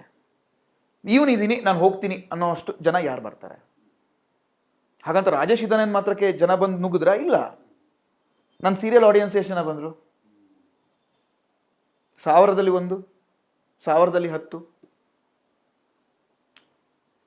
ಆ ಸಿನಿಮಾದ ಪ್ರಮೋಷನ್, ಸಿನಿಮಾದ ಟ್ರೈಲರ್, ಸಿನಿಮಾದ ಸಾಂಗ್ಸ್, ಆಮೇಲೆ ಸಿನಿಮಾನ ನೋಡಲೇಬೇಕು ಅನ್ನೋ ಆಡಿಯನ್ಸ್ ಯಾರಿರೋದಾನೆ ಅವನ್ನ ತಾನೇ ನಾವು ಕರೆಸಿರೋದು. ಯಾರ್ಯಾರು ಸಾಂಗ್ ಇಷ್ಟಪಟ್ಟರು, ಟ್ರೈಲರ್ ಇಷ್ಟಪಟ್ಟರು, ಪೋಸ್ಟರ್ ಇಷ್ಟಪಟ್ಟರು, ಅವ್ರು ತಾನೇ ಬಂದಿದ್ದು ಒಳಗೆ. ಅದು ಬಿಟ್ಟರೆ ಬೇರೆ ಯಾರು ಬಂದರು? ಸೊ ಯಾರನ್ನ ನೀವು ಹಾಕ್ಕೊಂಡ್ರೆ ಜನ ಬರ್ತಿದ್ರು ಅಥವಾ ಬಿಸ್ನೆಸ್ ಆಗ್ತಿತ್ತು ಇನ್ನೊಂದು ಮತ್ತೊಂದು. ಸೊ ಪೀಟರ್ ತುಂಬ ಒಳ್ಳೆ ಕಲೆಕ್ಷನ್ ಆಯಿತು ಒಂದು ಲೆವೆಲಿಗೆ ಥಿಯೇಟ್ರಲ್ಲಿ. ಇದಾದ ಮೇಲೆ ಈಗ ಏನು OTTಲಿ ಅಮೆಝಾನ್ ಪ್ರೈಮಲ್ಲಿ ಓಡ್ತಾ ಇದೆ, ಅದ್ಭುತವಾಗಿ ಹೋಗ್ತಿದೆಯಲ್ಲ, ಅಲ್ಲಿ ಯಾರನ್ನ ನೋಡ್ತಿದ್ದಾರೆ ಜನ? ನನ್ನನ್ನು, ಇನ್ನೊಬ್ಬರನ್ನ? ಇಲ್ಲ, ಸಿನಿಮಾ, ಕನ್ನಡ ಸಿನಿಮಾ ಅಂತ ನೋಡ್ತಿದ್ದಾರೆ. ಅದರದ್ದೇ ಆದಂಥ ಒಂದು almost 100 million plus streaming minutes ಹತ್ರ ಬರ್ತಾ ಇದೆ ಈಗ. ನಂಗೆ ನೋಡಿದವರೆಲ್ಲ ಫೇಸ್ಬುಕ್ಕಲ್ಲಿ ಬರೆದು ಟ್ಯಾಗ್ ಮಾಡಿ ಹಾಕ್ತಿದ್ದಾರೆ. ನಾನೇನೋ ಅವರಿಗೆ ದುಡ್ಡು ಕೊಟ್ಟಿದ್ದೀನಿ ಅಥವಾ ನಾನು ದಯವಿಟ್ಟು ನನ್ನ ಬಗ್ಗೆ ಪ್ಲೀಸ್ ಬರೀರಿ ಅಂತ ನಾನು ಹೇಳಿದ್ದೇನೆ? ಇಲ್ಲ, ಅವ್ರು ಇಷ್ಟ ಅಲ್ವಾ, ಅವ್ರು ಇಷ್ಟಪಟ್ಟಿದ್ದಕ್ಕೆ ಅಲ್ವಾ. ರಾಜೇಶ್ ಧ್ರುವ ಅವರು ಸ್ವಲ್ಪ ಇನ್ನೂ ಚೆನ್ನಾಗಿ ಮಾಡ್ಬೋದಿತ್ತು, ಖಂಡಿತವಾಗ್ಲು ಅದನ್ನು ಎಕ್ಸೆಪ್ಟ್ ಮಾಡ್ತೀನಿ. ಸೂಪರಾಗಿ ಮಾಡಿದ್ದಾರೆ, ಅದನ್ನು ಎಕ್ಸೆಪ್ಟ್ ಮಾಡ್ತೀನಿ. ನಿಮ್ಮ ಕ್ರಿಟಿಸೈಸ್ ಎಲ್ಲ ಕಡೆ ಇದೆ, ಯಾರಿಗಿಲ್ಲ? ದೊಡ್ಡ ಮನೆಯವ್ರಿಗಿದೆ, ನಮ್ಮ ಮನೆಯವ್ರಿಗೂ ಇದೆ, ಎಲ್ರಿಗೂ ಇದೆ. ಇಲ್ಲಿ ಯಾರೂ ದೊಡ್ಡವರಲ್ಲ ಚಿಕ್ಕವರಲ್ಲ. ಆಮೇಲೆ ಪರ್ದೆಗೆ ನಾವು ಏನು ಜಸ್ಟಿಫಿಕೇಶನ್ ಕೊಟ್ಟಿರ್ತೀವಿ, ನಿರ್ದೇಶಕರಿಗೆ, ನಿರ್ಮಾಪಕರಿಗೆ, ಟೆಕ್ನಿಷಿಯನ್ಸ್ಗೆ ನಾವು ಆ ಕಥೆ ಪೂರ್ವಕವಾಗಿ ನಾವು ಏನು ಮಾಡಿರ್ತೀವಿ ಅದೇ ಇಂಪಾರ್ಟೆಂಟ್. ಜಸ್ಟಿಫಿಕೇಶನ್ ಸಿಗ್ತಾ? ಈಗ ಬೀಯಿಂಗ್ ಅನ್ ಆಡಿಯನ್ ನಿಮ್ಗೆ 10 ತಪ್ಪುಗಳು ಕಾಣಿಸ್ಬೋದು ಸಿನಿಮಾದಲ್ಲಿ, ರಾಜೇಶಿಂದ ಹಿಡಿದು ಕತೆ, ಚಿತ್ರಕಥೆ, ನಿರ್ದೇಶನ ಅಥವಾ ಪ್ರೊಡಕ್ಷನ್, ಇನ್ನೊಂದು ಮತ್ತೊಂದು ಎಲ್ಲ ತಪ್ಪುಗಳು ಕಾಣಿಸ್ಬೋದು. ತಪ್ಪು ಇಲ್ದಿರೋ ಸಿನಿಮಾ ಯಾವುದಿದೆ? ಎಲ್ಲರೂ ತಪ್ಪು ಮಾಡೇ ಮಾಡ್ತಾರೆ, ತಪ್ಪು ಆಗತ್ತೆ. ಬಟ್ ಹಾಗಂತ ಅದೊಂಥರ ಹೊಟ್ಟೆ ಮೇಲೆ ಹೊಡೆದಂಗಲ್ವಾ ನಿಮಗೆ? ಇವನ್ನ ಯಾಕೆ ಹಾಕೊಂಡ್ರಿ? ಅವರಿಗೆ ಅವ್ರವ್ರದ್ದೇ ಆದಂಥ ಸ್ಟ್ರಗಲ್ಸ್, ಟ್ಯಾಲೆಂಟ್ಸ್ ಎಲ್ಲದೂ ಮಾಡಿಕೊಂಡೇ ಇಲ್ಲಿ ತನಕ ಬಂದಿರ್ತೀವಿ.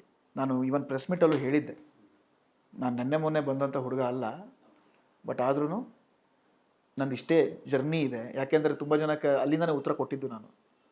ತುಂಬ ಜನರು ಬಾಯಿ ಮುಚ್ಚಿಸ್ಬೇಕಾಗಿತ್ತು. ಸೊ ಹಾಗಾಗಿ ಕೊಟ್ಟೆ. ನನಗೆ ವೇದಿಕೆ ಬೇಕಿತ್ತು ಆ್ಯಕ್ಚುಲಿ. ಅದನ್ನು ಅಲ್ಲಿ ಯೂಟಿಲೈಸ್ ಮಾಡಿಕೊಂಡೆ ನಾನು. ಯಾಕೆಂದರೆ ಈ ಮಾತು ಬಂದಿತ್ತು ಮುಂಚೆನೇ, ಅದಕ್ಕೆ ಹೇಳಿದೆ. ನೆನ್ನೆ ಮೊನ್ನೆ ಬಂದಂಥ ಹುಡುಗ ಅಲ್ಲ ನಾನು. ಶಾರ್ಟ್ ಫಿಲ್ಮ್ಸು ಮತ್ತೊಂದು ಇನ್ನೊಂದು ಎಲ್ಲ ಮಾಡಿಕೊಂಡು ನನ್ನದೇ ಆದಂಥ ಒಂದು ಓನ್ ಸ್ಟ್ರಗಲ್ನ ನೋಡಿಕೊಂಡು ಸೆಟ್ ಮಾಡ್ಕೊಂಡು ಬಂದಿರೋನು. ಸೊ ನನಗೆ ಗೊತ್ತು ವರ್ಕ್ ಹೇಗೆ ಮಾಡಬೇಕು ಅಂತ, ಅಥವಾ ನನ್ನಿಂದ ತೆಗೆಸ್ಕೊಳ್ಳೋರು ಹೇಗೆ ತೆಗೆಸ್ಕೋತಾರೆ ಅಂತಲೂ ಗೊತ್ತು. ಸಪೋರ್ಟ್ ಮಾಡಿ. ಟೀಕೆ ಬಗ್ಗೆ ಮಾತಾಡಿದ್ವಿ, ಹೊಗಳಿಕೆ ಬಗ್ಗೆನೂ ಮಾತಾಡಬೇಕು. ನಾನು ಈ ಇಂಟರ್ವ್ಯೂ ಮಾಡೋದಕ್ಕೆ ಬರುವಾಗ ಕಾರಲ್ಲೂ ನಾವು ಮಾತಾಡ್ಕೊಂಡು ಬರ್ತೀವಿ. ನಮ್ಮ ಕ್ಯಾಮ್ರಾಮನ್ ರಾಘವೇಂದ್ರ ಅವರು ನಿಮ್ಮ ಬಗ್ಗೆ ಒಂದು ಮಾತು ಹೇಳ್ತಾರೆ, ಕಾರ್ತಿಕ್ ಇವ್ರು ರಾಜೇಶ್ ಧ್ರುವ ಮಾತಾಡ್ತಾರೆ ಬಿಡ್ರಿ ಆ್ಯಕ್ಟಿವ್ ಆಗಿ ಅಂತ, ಇರೋದನ್ನು ಹೇಳ್ತಾರೆ ಅಂತ. ಅಂಥ ಮಾತುಗಳು ನಿಮಗೆ ಕೇಳೋದಕ್ಕೆ ಸಿಗುತ್ತೆ ಆಗಾಗ. ತುಂಬ ಆರ್ಗ್ಯಾನಿಕ್ ಆಗಿ ನಮಗೆ ಯಾವುದೋ ಒಂದು ರೆಸ್ಪಾನ್ಸ್ ಸಿಗ್ತಾ ಇದೆ ಅಂದರೆ ಮನ್ಸಿಗೆ ಖುಷಿ ಆಗುತ್ತೆ, ನನ್ನ ಬಗ್ಗೆ ಆಡಿಯನ್ಸ್ ಈ ಥರ ಮಾತಾಡ್ತಾ ಇದ್ದಾರಲ್ಲ ಅಂತ. ಪ್ರೆಸೆಂಟ್ ಸಿನಿಮಾ ಇಂಡಸ್ಟ್ರಿಗೆ ಬರ್ತೀನಿ ನಾನು. ಟಾಕ್ಸಿಕ್ ಹಬ್ಬರ ಎಲ್ಲ ಕಡೆ ಕೇಳಿಸ್ತಾ ಇದೆ. ಅವರೊಂದು ಕಡೆ ಸೈಮಾ ಅವಾರ್ಡ್ ಗೆದ್ದಾಗ ಕನ್ನಡ ಸಿನಿಮಾ ಇಂಡಸ್ಟ್ರಿ ಬೇರೆ ಲೆವೆಲ್ಗೆ ಹೋಗುತ್ತೆ ಅಂತ ವೇದಿಕೆಯಲ್ಲಿ ವಿನ್ನಿಂಗ್ ಸ್ಪೀಚಲ್ಲಿ ಹೇಳಿರ್ತಾರೆ. ಆ ಟೈಮಲ್ಲಿ ಗಾಂಧಿನಗರದಲ್ಲಿ ತುಂಬ ಮಾತಾಡ್ಕೊಳ್ತಾರೆ. ಇವರು ಅವಾರ್ಡ್ ಗೆದ್ದಿರೋ ಎಕ್ಸೈಟ್ಮೆಂಟಲ್ಲಿ ಏನೇನೋ ಮಾತಾಡ್ತಾ ಇದ್ದಾರೆ ಅಂತ ಅದನ್ನು ಮಾಡಿ ತೋರಿಸ್ತಾರೆ. KGF ಬರುತ್ತೆ, KGF 2 ಬರುತ್ತೆ, ತುಂಬ ಏನೇನೋ ಮಾತುಗಳು ಬರುತ್ತೆ. ಏನೋ ಒಂದು ಫ್ಲೂಕಲ್ಲಿ ಒಂದು ವಿನ್ ಸಿಕ್ಕಿಬಿಟ್ಟಿದೆ ಅಂತ, ಅದನ್ನೂ ಸರ್ಪಾಸ್ ಆಗಿ ದಾಟ್ಕೊಂಡು ಇವತ್ತು ಟಾಕ್ಸಿಕ್ ಮಾಡ್ತಾ ಇದ್ದಾರೆ. ಟಾಕ್ಸಿಕ್ ಟ್ರೇಲರ್ ರಿಲೀಸ್ ಆಗಿದೆ. ಈ ಕ್ರಾಫ್ಟ್ ಮೇಲೆ ವರ್ಕ್ ಮಾಡ್ತಾ ಇರೋವಂಥ ಆ್ಯಕ್ಟರ್ ನೀವಾಗಿರೋದ್ರಿಂದ ಕೇಳ್ತೀನಿ, ನಿಮಗೆ ಅನಿಸುತ್ತಾ ಸಿನಿಮಾ ಇಂಡಸ್ಟ್ರಿಯಲ್ಲಿ ಯಶ್ ಅವರು ಬೀಳಲಿ ಅಂತ ಕೆಲವರು ಕಾಯ್ತಾ ಇದ್ದಾರೆ ಅಂತ? ಯಾರಿಗೆ ಕಾಯಲ್ಲ? ಎಲ್ಲರೂ ಬೆಳಿಬೇಕು ಅಂತಲೇ ಯಾರು ಅಪೇಕ್ಷೆ ಮಾಡ್ತಾರೆ ಅಥವಾ ವಿಶ್ ಮಾಡ್ತಾರೆ? ಒಬ್ಬರು ಇರಬೇಕಲ್ಲ, ಹೇಳಿಲಿ ಅಂಥವ್ರೇ ಅಲ್ವಾ ನಮ್ಮ ಒಂದು ಚಾಲೆಂಜ್ನ ಜಾಸ್ತಿ ಮಾಡಿಸೋದು. ಪ್ರಾಬಬ್ಲಿ ಇವತ್ತು ಯಶ್ ಅವರು ಅಲ್ಲಿದ್ದಾರೆ ಅಂತಂದರೆ ಈ ಮಾತು ತುಂಬ ಇಂಪ್ಲಿಮೆಂಟ್ ಮಾಡ್ಕೊಂಡಿದ್ದಾರೆ ಅಂತ ನಾನು ಅನ್ಕೋತೀನಿ. ಸಕ್ಸಸ್ ಸಿಕ್ಕಾಗ ಹೊಗಳಿಕೆಗಿಂತ ನೀನು ಯಾರು ನೋಡೇ ಬಿಡ್ತೀನಿ ಅನ್ನೋ ಥರ ಹೇಳ್ತಾರಲ್ಲ, ನೀವು ಹೇಳಿದ್ರೆ ಯಾರೋ ಚಾಲೆಂಜ್ ಹಾಕಿರ್ತಾರೆ ಅಂತ, ಪ್ರಾಬಬ್ಲಿ ಅದನ್ನು ತುಂಬ ಅಕ್ಸೆಪ್ಟ್ ಮಾಡ್ಕೊಂಡು ಅಲ್ಲಿದ್ದಾರೆ ಅಂತ ನನಗೆ ಅನಿಸುತ್ತೆ. ಖುಷಿಯಾಗುತ್ತೆ ನಿಜವಾಗ್ಲೂ ನನಗೆ. ಟಾಕ್ಸಿಕ್ ಮತ್ತೊಂದು ಸಿನಿಮಾ, ನಾನು ಅದ್ರ ಬಗ್ಗೆ ಮಾತಾಡಲ್ಲ, ಬಟ್ ಅವ್ರು ಬೆಳೆದಿರೋ ರೀತಿ ಇದೆಯಲ್ಲ, ಅಥವಾ ನೀವು ವಿನ್ನಿಂಗ್ ಸ್ಪೀಚಲ್ಲಿ ಅವ್ರು ಹೇಳಿರೋವಂಥ ಮಾತಿದೆಯಲ್ಲ, ತುಂಬ ಜನಕ್ಕೆ ಅದು ಓವರ್ ಕಾನ್ಫಿಡೆನ್ಸನ್ನು ಅನಿಸಿರ್ಬೋದು ಆ ಟೈಮಲ್ಲಿ. ಗುರು ಮಾತಾಡ್ತಾನೆ ಗುರು, ಹೇಳ್ತಾನೆ ಗುರು ಅಂತ. ಬಟ್ ಒಬ್ಬ ಮನುಷ್ಯಂಗಿರೋ ವಿಷನ್ ಅಂತಾರೆ ಅದನ್ನು. ಅವರಿಂದ ನಮ್ಮ ಕನ್ನಡ ಸಿನಿಮಾ ಬೇರೆ ಕಡೆ ಹೋಗ್ತಿದೆ ಗ್ಲೋಬಲಿ ಅನ್ನೋದು ಯಾರಿಗೂ ಅರ್ಥ ಆಗ್ತಾ ಇಲ್ಲ. ಅವರು ಅದಕ್ಕೆ ರೆಪ್ರೆಸೆಂಟ್ ಮಾಡ್ತಿದ್ದಾರೆ ಅಷ್ಟೇ, ಬಟ್ ಸಿನಿಮಾ ತೊಗೊಂಡು ಹೋಗ್ತಿದಾರಲ್ವಾ. ಇವಾಗ KGF ಬಂದಿದ್ದಕ್ಕೇ ಅವ್ರು ಮಾಡಿದ್ರು ಅನ್ನೋದಕ್ಕಿಂತ KGF ಮಾಡ್ತು ಅಂತ ನಾನು ಹೇಳ್ತೀನಿ. ಆ ಸಿನಿಮಾ ಮಾಡ್ತಲ್ವಾ, ಪ್ಯಾನ್ ಇಂಡಿಯಾ ಸೃಷ್ಟಿಯಾಗಿದೆ ಎಲ್ಲಿಂದ? ಆ ಸಿನಿಮಾದಿಂದ. ಆಮೇಲೆ ಕಾಂತಾರ ಬಂತು, ಮತ್ತೊಂದು ಇನ್ನೊಂದು ಬಂತು. ಅಲ್ಲಿವರೆಗೂ ನಮ್ಮ ಇಂಡಸ್ಟ್ರಿಯ ಒಂದು ದಿಕ್ಕು ಹೆಂಗಿತ್ತು, ಬೇರೆ ಯಾಕೆ ಆಯಿತು? ಕರೋನಾನೇ ಒಂಥರ ಕರೋನಾ ಹಿಂದೆನೇ ಒಂದು ಸಿನಿಮಾ ಇಂಡಸ್ಟ್ರಿ ಒಂಥರ ಆದರೆ, ಕರೋನಾ ಮುಂದೆನೇ ಸಿನಿಮಾ ಇಂಡಸ್ಟ್ರಿ ಇನ್ನೊಂದು ಥರ ಆಯಿತು. ಸೊ ಇದಕ್ಕೆಲ್ಲ ಕಾರಣ ಯಾವುದಾಯಿತು? KGF ತಾನೇ ಆಗಿರೋದು. ಈಗಲೂ ತಮಿಳ್ ಇಂಡಸ್ಟ್ರೀಲಿ 500 ಕೋಟಿ ಮೇಲೆ ಯಾವ ಸಿನಿಮಾನೂ ಹೋಗೇ ಇಲ್ಲ ಕಾರ್ತಿಕ್. ಆವಾಗಿಂದ ಅವರೆಲ್ಲ ಆಗ್ಲಿಂದನೇ ಪೀಕಲ್ಲಿದ್ದವರು. ಅಂಥದ್ರಲ್ಲೂ ಅವ್ರ ಕೈಲೇ ಇನ್ನೂ ಮಾಡೋಕ್ಕಾಗಲಿಲ್ಲ. 1200 crores ಪ್ಲಸ್ ಒಂದು ರಿಕವರಿ ಆಗಿದೆ. ಆ ಒಂದು ಗೂಗಲ್ ಹೊಡೆದ್ರೇ ಸಿಗುತ್ತೆ ನಿಮಗೆ ಅಂತಂದರೆ, ನಮ್ಮ ಇಂಡಸ್ಟ್ರಿ ಎಲ್ಲಿಗೆ ತೊಗೊಂಡು ಹೋಗಿದ್ದಾರೆ ಅವರು? ಅವರು ಹೇಳ್ತಾರೆ ನನ್ನಿಂದ ಆಗಿದ್ದಲ್ಲ, ಟೀಮ್ ವರ್ಕ್ ಅಂತ ಹೇಳ್ತಾರೆ. ಎಂಡ್ ಆಫ್ ದ ಡೇ ಒಬ್ಬ ಮನುಷ್ಯ ರೆಪ್ರೆಸೆಂಟ್ ಮಾಡಬೇಕಲ್ವಾ? ಮಾಡ್ತಾ ಇದ್ದಾರಲ್ಲ, ಖುಷಿ ಪಡಿ. ರಾಮಾಯಣ ಅನ್ನೋ ಒಂದು ಸಬ್ಜೆಕ್ಟ್ ಸಿಗುತ್ತೆ ಅಂಥವ್ರಿಗೆ ಅಂತಂದರೆ ಅವ್ರಿಗೆ ಎಷ್ಟು ಆಶೀರ್ವಾದ, ಎಷ್ಟು ಖುಷಿ ಇದೆ ಅಂದರೆ, ನಿಜ ಹೇಳ್ತೀನಿ, ನಾನೊಬ್ಬ ಕಲಾವಿದನಾಗಿ, ಆಮೇಲೆ ಕನ್ನಡ ಸಿನಿಮಾದ ಅಭಿಮಾನಿಯಾಗಿ, ನಾನು ಪ್ರತಿಯೊಬ್ಬ ಹೀರೋನ ಅಭಿಮಾನಿನೇ. ನಾನು ಒಬ್ಬರಿಗೆ ಇಬ್ಬರಿಗೆ ಅಂತ ನಾನು ಹೇಳಲ್ಲ. ಅದರಲ್ಲಿ ಯಶ್ ಅವರು ಕೂಡ ತುಂಬ ಇನ್ಸ್ಪೈರ್ ಮಾಡ್ತಾರೆ. ಅವ್ರಗಳ ಮಾತೂ ಅಷ್ಟೇ ತುಂಬ ಹಾರ್ಡ್ ಇರುತ್ತೆ, ಕೇಳೋದಕ್ಕೆ ತುಂಬ ಓವರ್ ಅನಿಸುತ್ತೆ. ಇನ್ನೊಂದು ಮತ್ತೊಂದು ಕೇಳೋನಿಗೆ ಕೇಳಿಸ್ಕೊಳ್ಳಿ, ಕಿವಿ ಕೊಡೋದು ಅವಶ್ಯಕತೆ ಇಲ್ಲ. ಬಟ್ ಅವ್ರು ಕೆಲಸದಲ್ಲಿ ತೋರಿಸ್ತಿದ್ದಾರೆ ಅವ್ರು ಏನು ಅನ್ನೋದನ್ನು. ಇನ್ನೂ ಚೆನ್ನಾಗಾಗಬೇಕು. ಅವ್ರು ಊರ್ಕಂತ ಇರ್ತಾನೆ, ಯಾಕೆ ತಲೆ ಕೆಡಿಸ್ಕೊತೀರಾ? ಕಾಲ ಹಿಡ್ಕೊಂಡಿರ್ತಾನಲ್ಲ ಅವ್ನು ಕಾಲು ಕೆಳಗೆ ಇರೋದು ಯಾವತ್ತೂ, ಅವನು ಯಾವತ್ತೂ ಮೇಲೆ ಬರಲ್ಲ. ಆಮೇಲೆ ಇನ್ನೊಂದು, ತುಂಬ ಕೆಟ್ಟದಾಗಿ ಕಾಮೆಂಟ್ ಮಾಡಿಕೊಂಡು ಇನ್ನೊಬ್ರು ಹಾಳಾಗಲಿ ಅಂತ ಹೇಳ್ಕೊಂಡು ಹೇಳೋರು ಯಾರೂ ಉದ್ಧಾರ ಆಗಿದ್ದ ಚಾನ್ಸೇ ಇಲ್ಲ ಲೈಫಲ್ಲಿ. ಅವನಿಗೆ ಕಷ್ಟಗಳೇ ಇರ್ತವೆ ಯಾವಾಗಲೂ. ಈಗ ನಾವು ಅಷ್ಟೇ, ನೀವು ಹೇಳಿದ್ರಿ ನಿಮಗೂ ಆ ಒಂದು ಏನಂತಾರೆ ಬರೆಯೋದು ಮತ್ತೊಂದು ಆ ಥರದಲ್ಲಿ ಆಬ್ವಿಯಸ್ಲಿ ನಾವು ಗೆಲ್ಲಬೇಕು ಅಂತಲೇ ಮಾಡೋದು. ಅದು ಎಷ್ಟರ ಮಟ್ಟಿಗೆ ಆಗುತ್ತೆ ನಮಗೆ ಗೊತ್ತಿರಲ್ಲ, ಪ್ರಯತ್ನ ಮಾತ್ರ ನಮ್ಮದು, ಫಲ ಪ್ರೇಕ್ಷಕರದು, ದೇವ್ರದ್ದು ಅಷ್ಟೇ. ಸೊ ಈಗಲೂ ನಮ್ದು ಅದೇ ಪ್ರೊಸೆಸ್ಸಲ್ಲೇ ಇದ್ದೀವಿ, ಬರಿತಾ ಇದ್ದೀನಿ, ಏನೋ ಒಂದು ಹೊಸದಾಗೇನೋ ಮಾಡೋಣ ಅಂತಲೇ ಇದ್ದೀವಿ. ಸೊ ಒಳ್ಳೆ ದಿನಗಳು ಬರ್ತವೆ. ನಾನು ನಿಮ್ಮ ಇನ್ಸ್ಟಾ ಅಕೌಂಟ್ ಚೆಕ್ ಮಾಡೋವಾಗ ಸ್ಟಾರ್ಟಿಂಗಲ್ಲಿ ಇಂಟ್ರಡಕ್ಷನಲ್ಲಿ ನಿಮ್ಮ ಫೋಟೋ ಕೆಳಗಡೆ ಆ್ಯಕ್ಟರು, ಡೈರೆಕ್ಟ್ರು, ಸ್ಟೋರಿ ಟೆಲ್ಲರ್ ಅಂತ ಹಾಕ್ಕೊಂಡಿದ್ದೀರಾ. ಆ ಸ್ಟೋರಿ ಟೆಲ್ಲರ್ ಅಂತ ಹಾಕ್ಕೊಂಡಿರೋದು ನಿಮಗೆ ಸಿನಿಮಾ ಮೇಲಿರುವ ಪ್ರೀತಿಯನ್ನು ಪ್ರದರ್ಶನ ಮಾಡ್ಬೋದು ಅಂತ ಅಂದ್ಕೊಳ್ಳೋಣ. ಕನ್ನಡ ಪ್ರೇಕ್ಷಕರಿಗೆ ನಾನು ಕೊಟ್ಟುಬಿಟ್ಟೆ ನಾನು ಈ ಸಿನಿಮಾ ರಂಗದಿಂದ ಆಚೆ ಹೋಗ್ತೀನಿ ಅನ್ನೋಂಥ ಏನಾದರೂ ಕತೆ ಇದೆಯಾ ಮನಸ್ಸಲ್ಲಿ? ಪ್ರಾಬಬ್ಲಿ ಅದು ಕಷ್ಟ ಹೇಳೋದು ಆ ಥರ. ಯಾಕಂದರೆ ಯಾವ ಸ್ಟೋರಿನೂ ನಿಮಗೆ ಬರಿಬೇಕಾದ್ರೆ ನಮಗೆ ಅದ್ಭುತ ಅಂತಲೇ ಅನಿಸ್ತಾ ಇರುತ್ತೆ, ಇದು ಬಿಯಾಂಡ್ ದ ಲಿಮಿಟ್, ಅದು ಇದು ಏನೇನೋ ಬರ್ತಿರುತ್ತೆ ನಮಗೆ. But I don't think so, ನಮ್ಗೆ ಅದು ಬರಲ್ಲ, ಅದು ಬರಬಾರ್ದು ಅನ್ನೋದು ನನ್ನ ಅಭಿಪ್ರಾಯ. ಯಾಕಂದರೆ ಯಾವ ಸ್ಟೋರಿ ಟೆಲ್ಲಿಂಗಿಗೂ ನಿಮಗೆ ಬೌಂಡ್ರೀಸ್ ಇರಲ್ಲ. ಈಗ KGF ಮಾಡಿದ ತಕ್ಷಣ ಯಶ್ ಅವರು, ಪ್ರಶಾಂತ್ ನೀಲ್ ಅವರು ಸಾಕು ನನಗೆ ಅಂತ ಹೋಗ್ಬೋದಿತ್ತು. ಕಾಂತಾರ ಮಾಡಿದ್ಮೇಲೆ ರಿಷಬ್ ಶೆಟ್ರು ಹೋಗ್ಬೋದಿತ್ತು. ಸೂಫ್ರಮ್ಸು ಆ ಲೆವೆಲ್ ಅದ್ಭುತವಾಗಿ ಬಂತು ಅಂತ ರಾಜ್ಬಿ ಶೆಟ್ರು ಸಾಕು ಅಂತ ಹೋಗ್ಬೋದಿತ್ತು. ಚಾನ್ಸೇ ಇಲ್ಲ. ಅಷ್ಟೇ ಯಾಕೆ, ನೀವು ಹಾಲಿವುಡ್ ಸಿನಿಮಾ ಅಂತ ತೊಗೊಂಬಿಟ್ರೆ ಎಂತೆಂಥ ಆ್ಯಕ್ಟರ್ಗಳು, ಎಂತೆಂಥ ಆಸ್ಕರ್ ಗೆದ್ದಿರೋರೆ ಸಾಕು ನನಗೆ ಆ್ಯಕ್ಟಿಂಗ್ ಅಂತಲೇ ಹೋಗ್ಬೋದಿತ್ತಲ್ವಾ. ಹಶ್ವಿ ಇನ್ನೂ ಜಾಸ್ತಿ ಆಗಬೇಕು.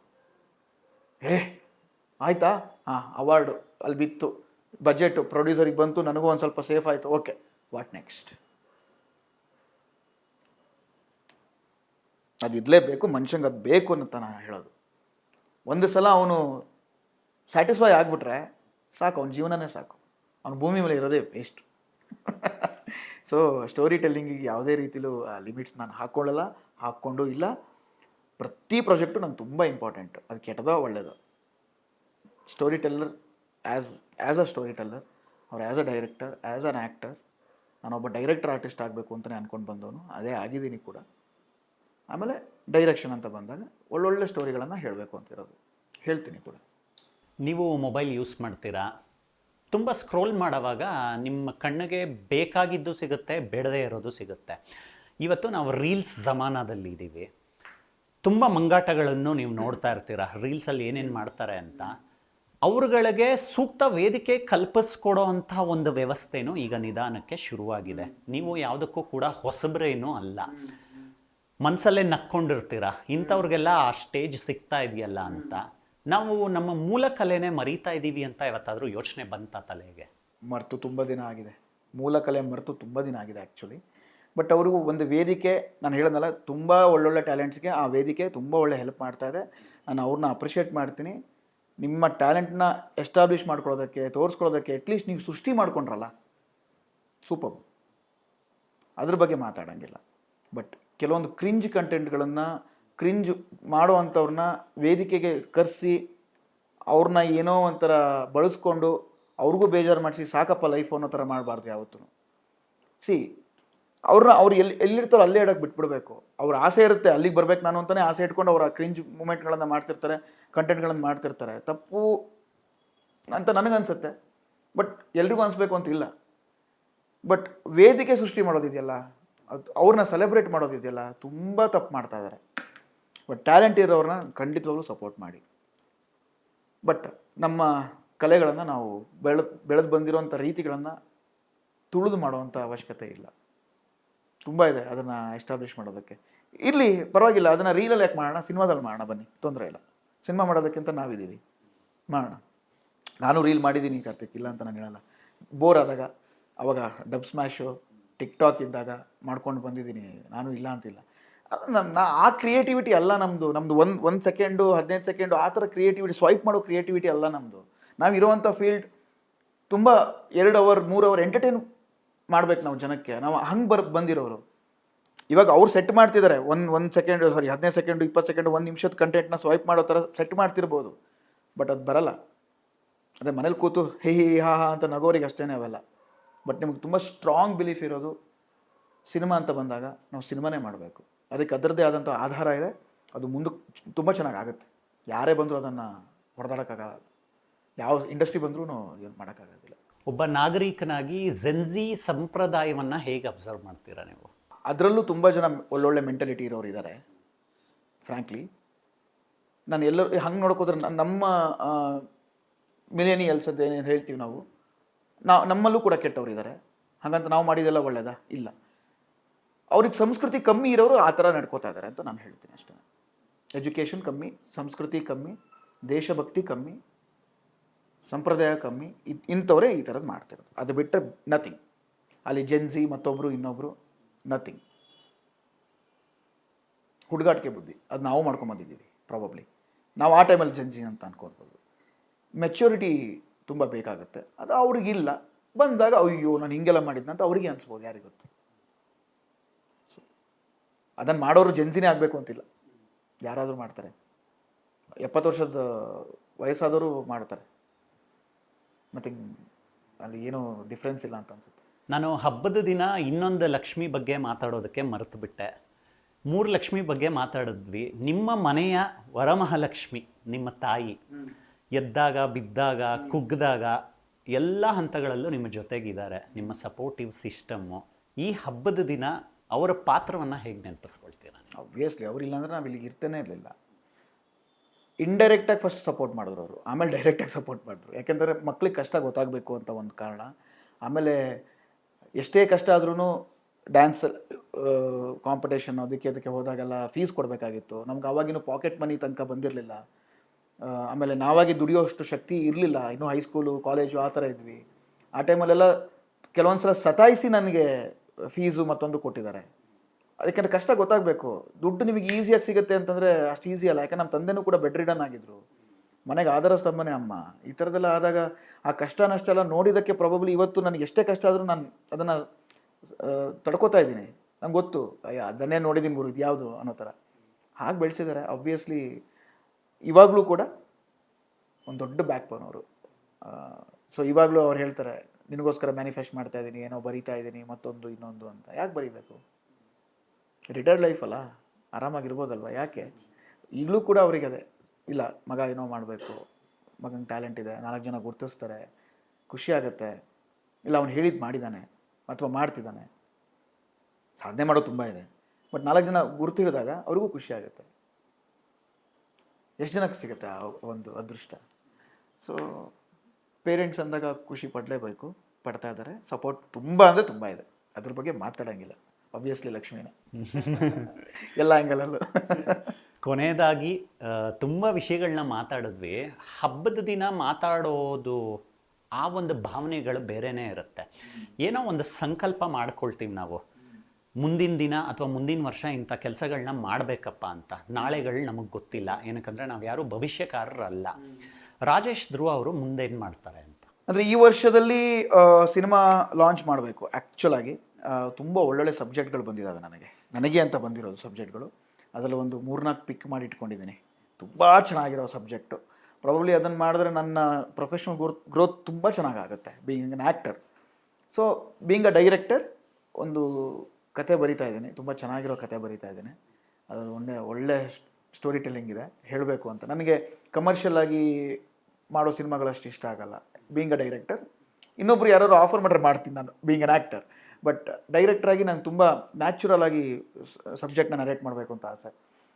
ಸೊ ಹಾಗಾಗಿ ಅದನ್ನು ಪ್ರಯತ್ನದಲ್ಲಿದ್ದೀನಿ. ಆ್ಯಂಡ್ ಈ ವರ್ಷ ತೆಲುಗು ಸಿನಿಮಾ ಭೂತಂ ಪ್ರೇತಂ ಅಂತ ಏನಿದೆ, ಅದು ಈಗ ಸೆನ್ಸಾರ್ ಸ್ಟೇಜಲ್ಲಿದೆ. ಅದು ರಿಲೀಸ್ ಆಗುತ್ತೆ ಆದಷ್ಟು ಬೇಗ. ಅದೇ ಪ್ರೊಸೆಸ್ಸಲ್ಲಿದೆ. ಯಾವುದೂ ಕೂಡ ನಾನು ಈಗಲೇ ಹೇಳ್ಕೊಂಬಿಟ್ರೆ ಅದು ತುಂಬ ಇದಾಗ್ಬಿಡುತ್ತೆ. ಸೊ ಪ್ರೊಸೆಸ್ಸಲ್ಲಿದೆ. ಖಂಡಿತವಾಗ್ಲೂ ತುಂಬ ಚೆನ್ನಾಗಾಗುತ್ತೆ. And step by step growth ಆಗ್ತಾ ಇದೆ ಸಿನಿಮಾ ಲೈಫ್. ಅದನ್ನು ಕನ್ಸಿಸ್ಟೆನ್ಸಿ ಮೇಂಟೈನ್ ಮಾಡೋಣ ಅಂತ ಆಸೆ. ಸೊ ಹೋಪ್ಸೋ ಎಲ್ಲ ಚೆನ್ನಾಗಾಗುತ್ತೆ. ಆ್ಯಂಡ್ ಸೀರಿಯಲ್ಸ್ ಚೆನ್ನಾಗಿರೋದು ಯಾವ್ದಾದ್ರು ಬಂದರೆ ಅದನ್ನು ಬಿಟ್ಕೊಡಲ್ಲ, ಯಾಕಂದರೆ ನನಗೆ ಆಡಿಯನ್ಸ್ ಜೊತೆ ಡಿಸ್ಕನೆಕ್ಟ್ ಆಗೋಕ್ಕೆ ಇಷ್ಟ ಇಲ್ಲ. ಸೊ ಅದು ಇರಲಿ ಅಂತ. ಸಮಯ ಯಾವತ್ತೂ ಕೂಡ ನಿಲ್ಲಲ್ಲ. ಅದೇ ಸಮಯ ನಿಮಗೆ ಸಾಥ್ ಕೊಡಲಿ, ಒಳ್ಳೆ ಸಮಯ ಓಪನ್ ಆಗಲಿ. Thank you so much for your time. Thank you so much. And ನಿಮಗೂ ಕೂಡ ಒಳ್ಳೆಯದಾಗಲಿ. Thank you. ಸೊ ತುಂಬ ದೊಡ್ಡ ಪೊಸಿಷನಿಗೆ ಬೆಳೀರಿ. ಲಕ್ಷ್ಮಿ ನಮಗೂ ಕೊಡಿ ಬಂದಾಗ. ಲಕ್ಷ್ಮಿಯ ಸೌಂಡು ತುಂಬ ಜೋರಾಗಿದೆ. ಹೌದು ಹೌದು, ಅದೇ ಇಂಪಾರ್ಟೆಂಟ್. ಸರಸ್ವತಿಯಿಂದ ಲಕ್ಷ್ಮಿ ಕನ್ವರ್ಟ್ ಆಗಬೇಕು, ಅದೇ ಇಂಪಾರ್ಟೆಂಟ್. ನೋಡೋದ್ರಲ್ಲ ವೀಕ್ಷಕರೇ, ನಾವು ಕಾರ್ಯಕ್ರಮದ ಹೆಸರನ್ನು ಧ್ರುವ ಸಂಭ್ರಮ ಅಂತ ಇಟ್ವಿ. ಹಬ್ಬದ ಸಮಯದಲ್ಲಿ ಖುಷಿಯಾಗೇ ಮಾತಾಡಿದ್ವಿ, ಆದರೆ ಕೆಲವೊಂದು ಕಷ್ಟಗಳ ಪ್ರಸ್ತಾಪ ಕೂಡ ಇಲ್ಲ ಆಯಿತು. ಕಷ್ಟಗಳೇ ಒಂದೊಂದು ಸಲ ಗೆಲುವಿಗೆ ಮೆಟ್ಟಿಲು ಆಗುತ್ತೆ ಅನ್ನುವಂಥ ಮೆಸೇಜ್ ಕೂಡ ರಾಜೇಶ್ ಅವರ ಮಾತುಗಳಲ್ಲಿ ಕಾಣಿಸ್ತು. ಅವರಿಗೆ ಮುಂಬರುವಂತಹ ಟೈಮು ಒಳ್ಳೆಯದಾಗಿರಲಿ ಅನ್ನುವಂಥ ಒಂದು ಹಬ್ಬದ ಆಶಯದ ಜೊತೆಗೆ ನಾನು ಈ ಕಾರ್ಯಕ್ರಮವನ್ನು ಮುಗಿಸ್ಕೊಡ್ತಾ ಇದ್ದೀನಿ. ನಿಖರವಾದ ಪ್ರಖರವಾದ ಸುದ್ದಿಗಾಗಿ ನೋಡ್ತಾ ಇರಿ ಕರ್ನಾಟಕ ನ್ಯೂಸ್ ಬೀಟ್. ನ್ಯಾಯ ನಮ್ಮೊಂದಿಗೆ, ನಾವು ನಿಮ್ಮೊಂದಿಗೆ. ನಮಸ್ಕಾರ.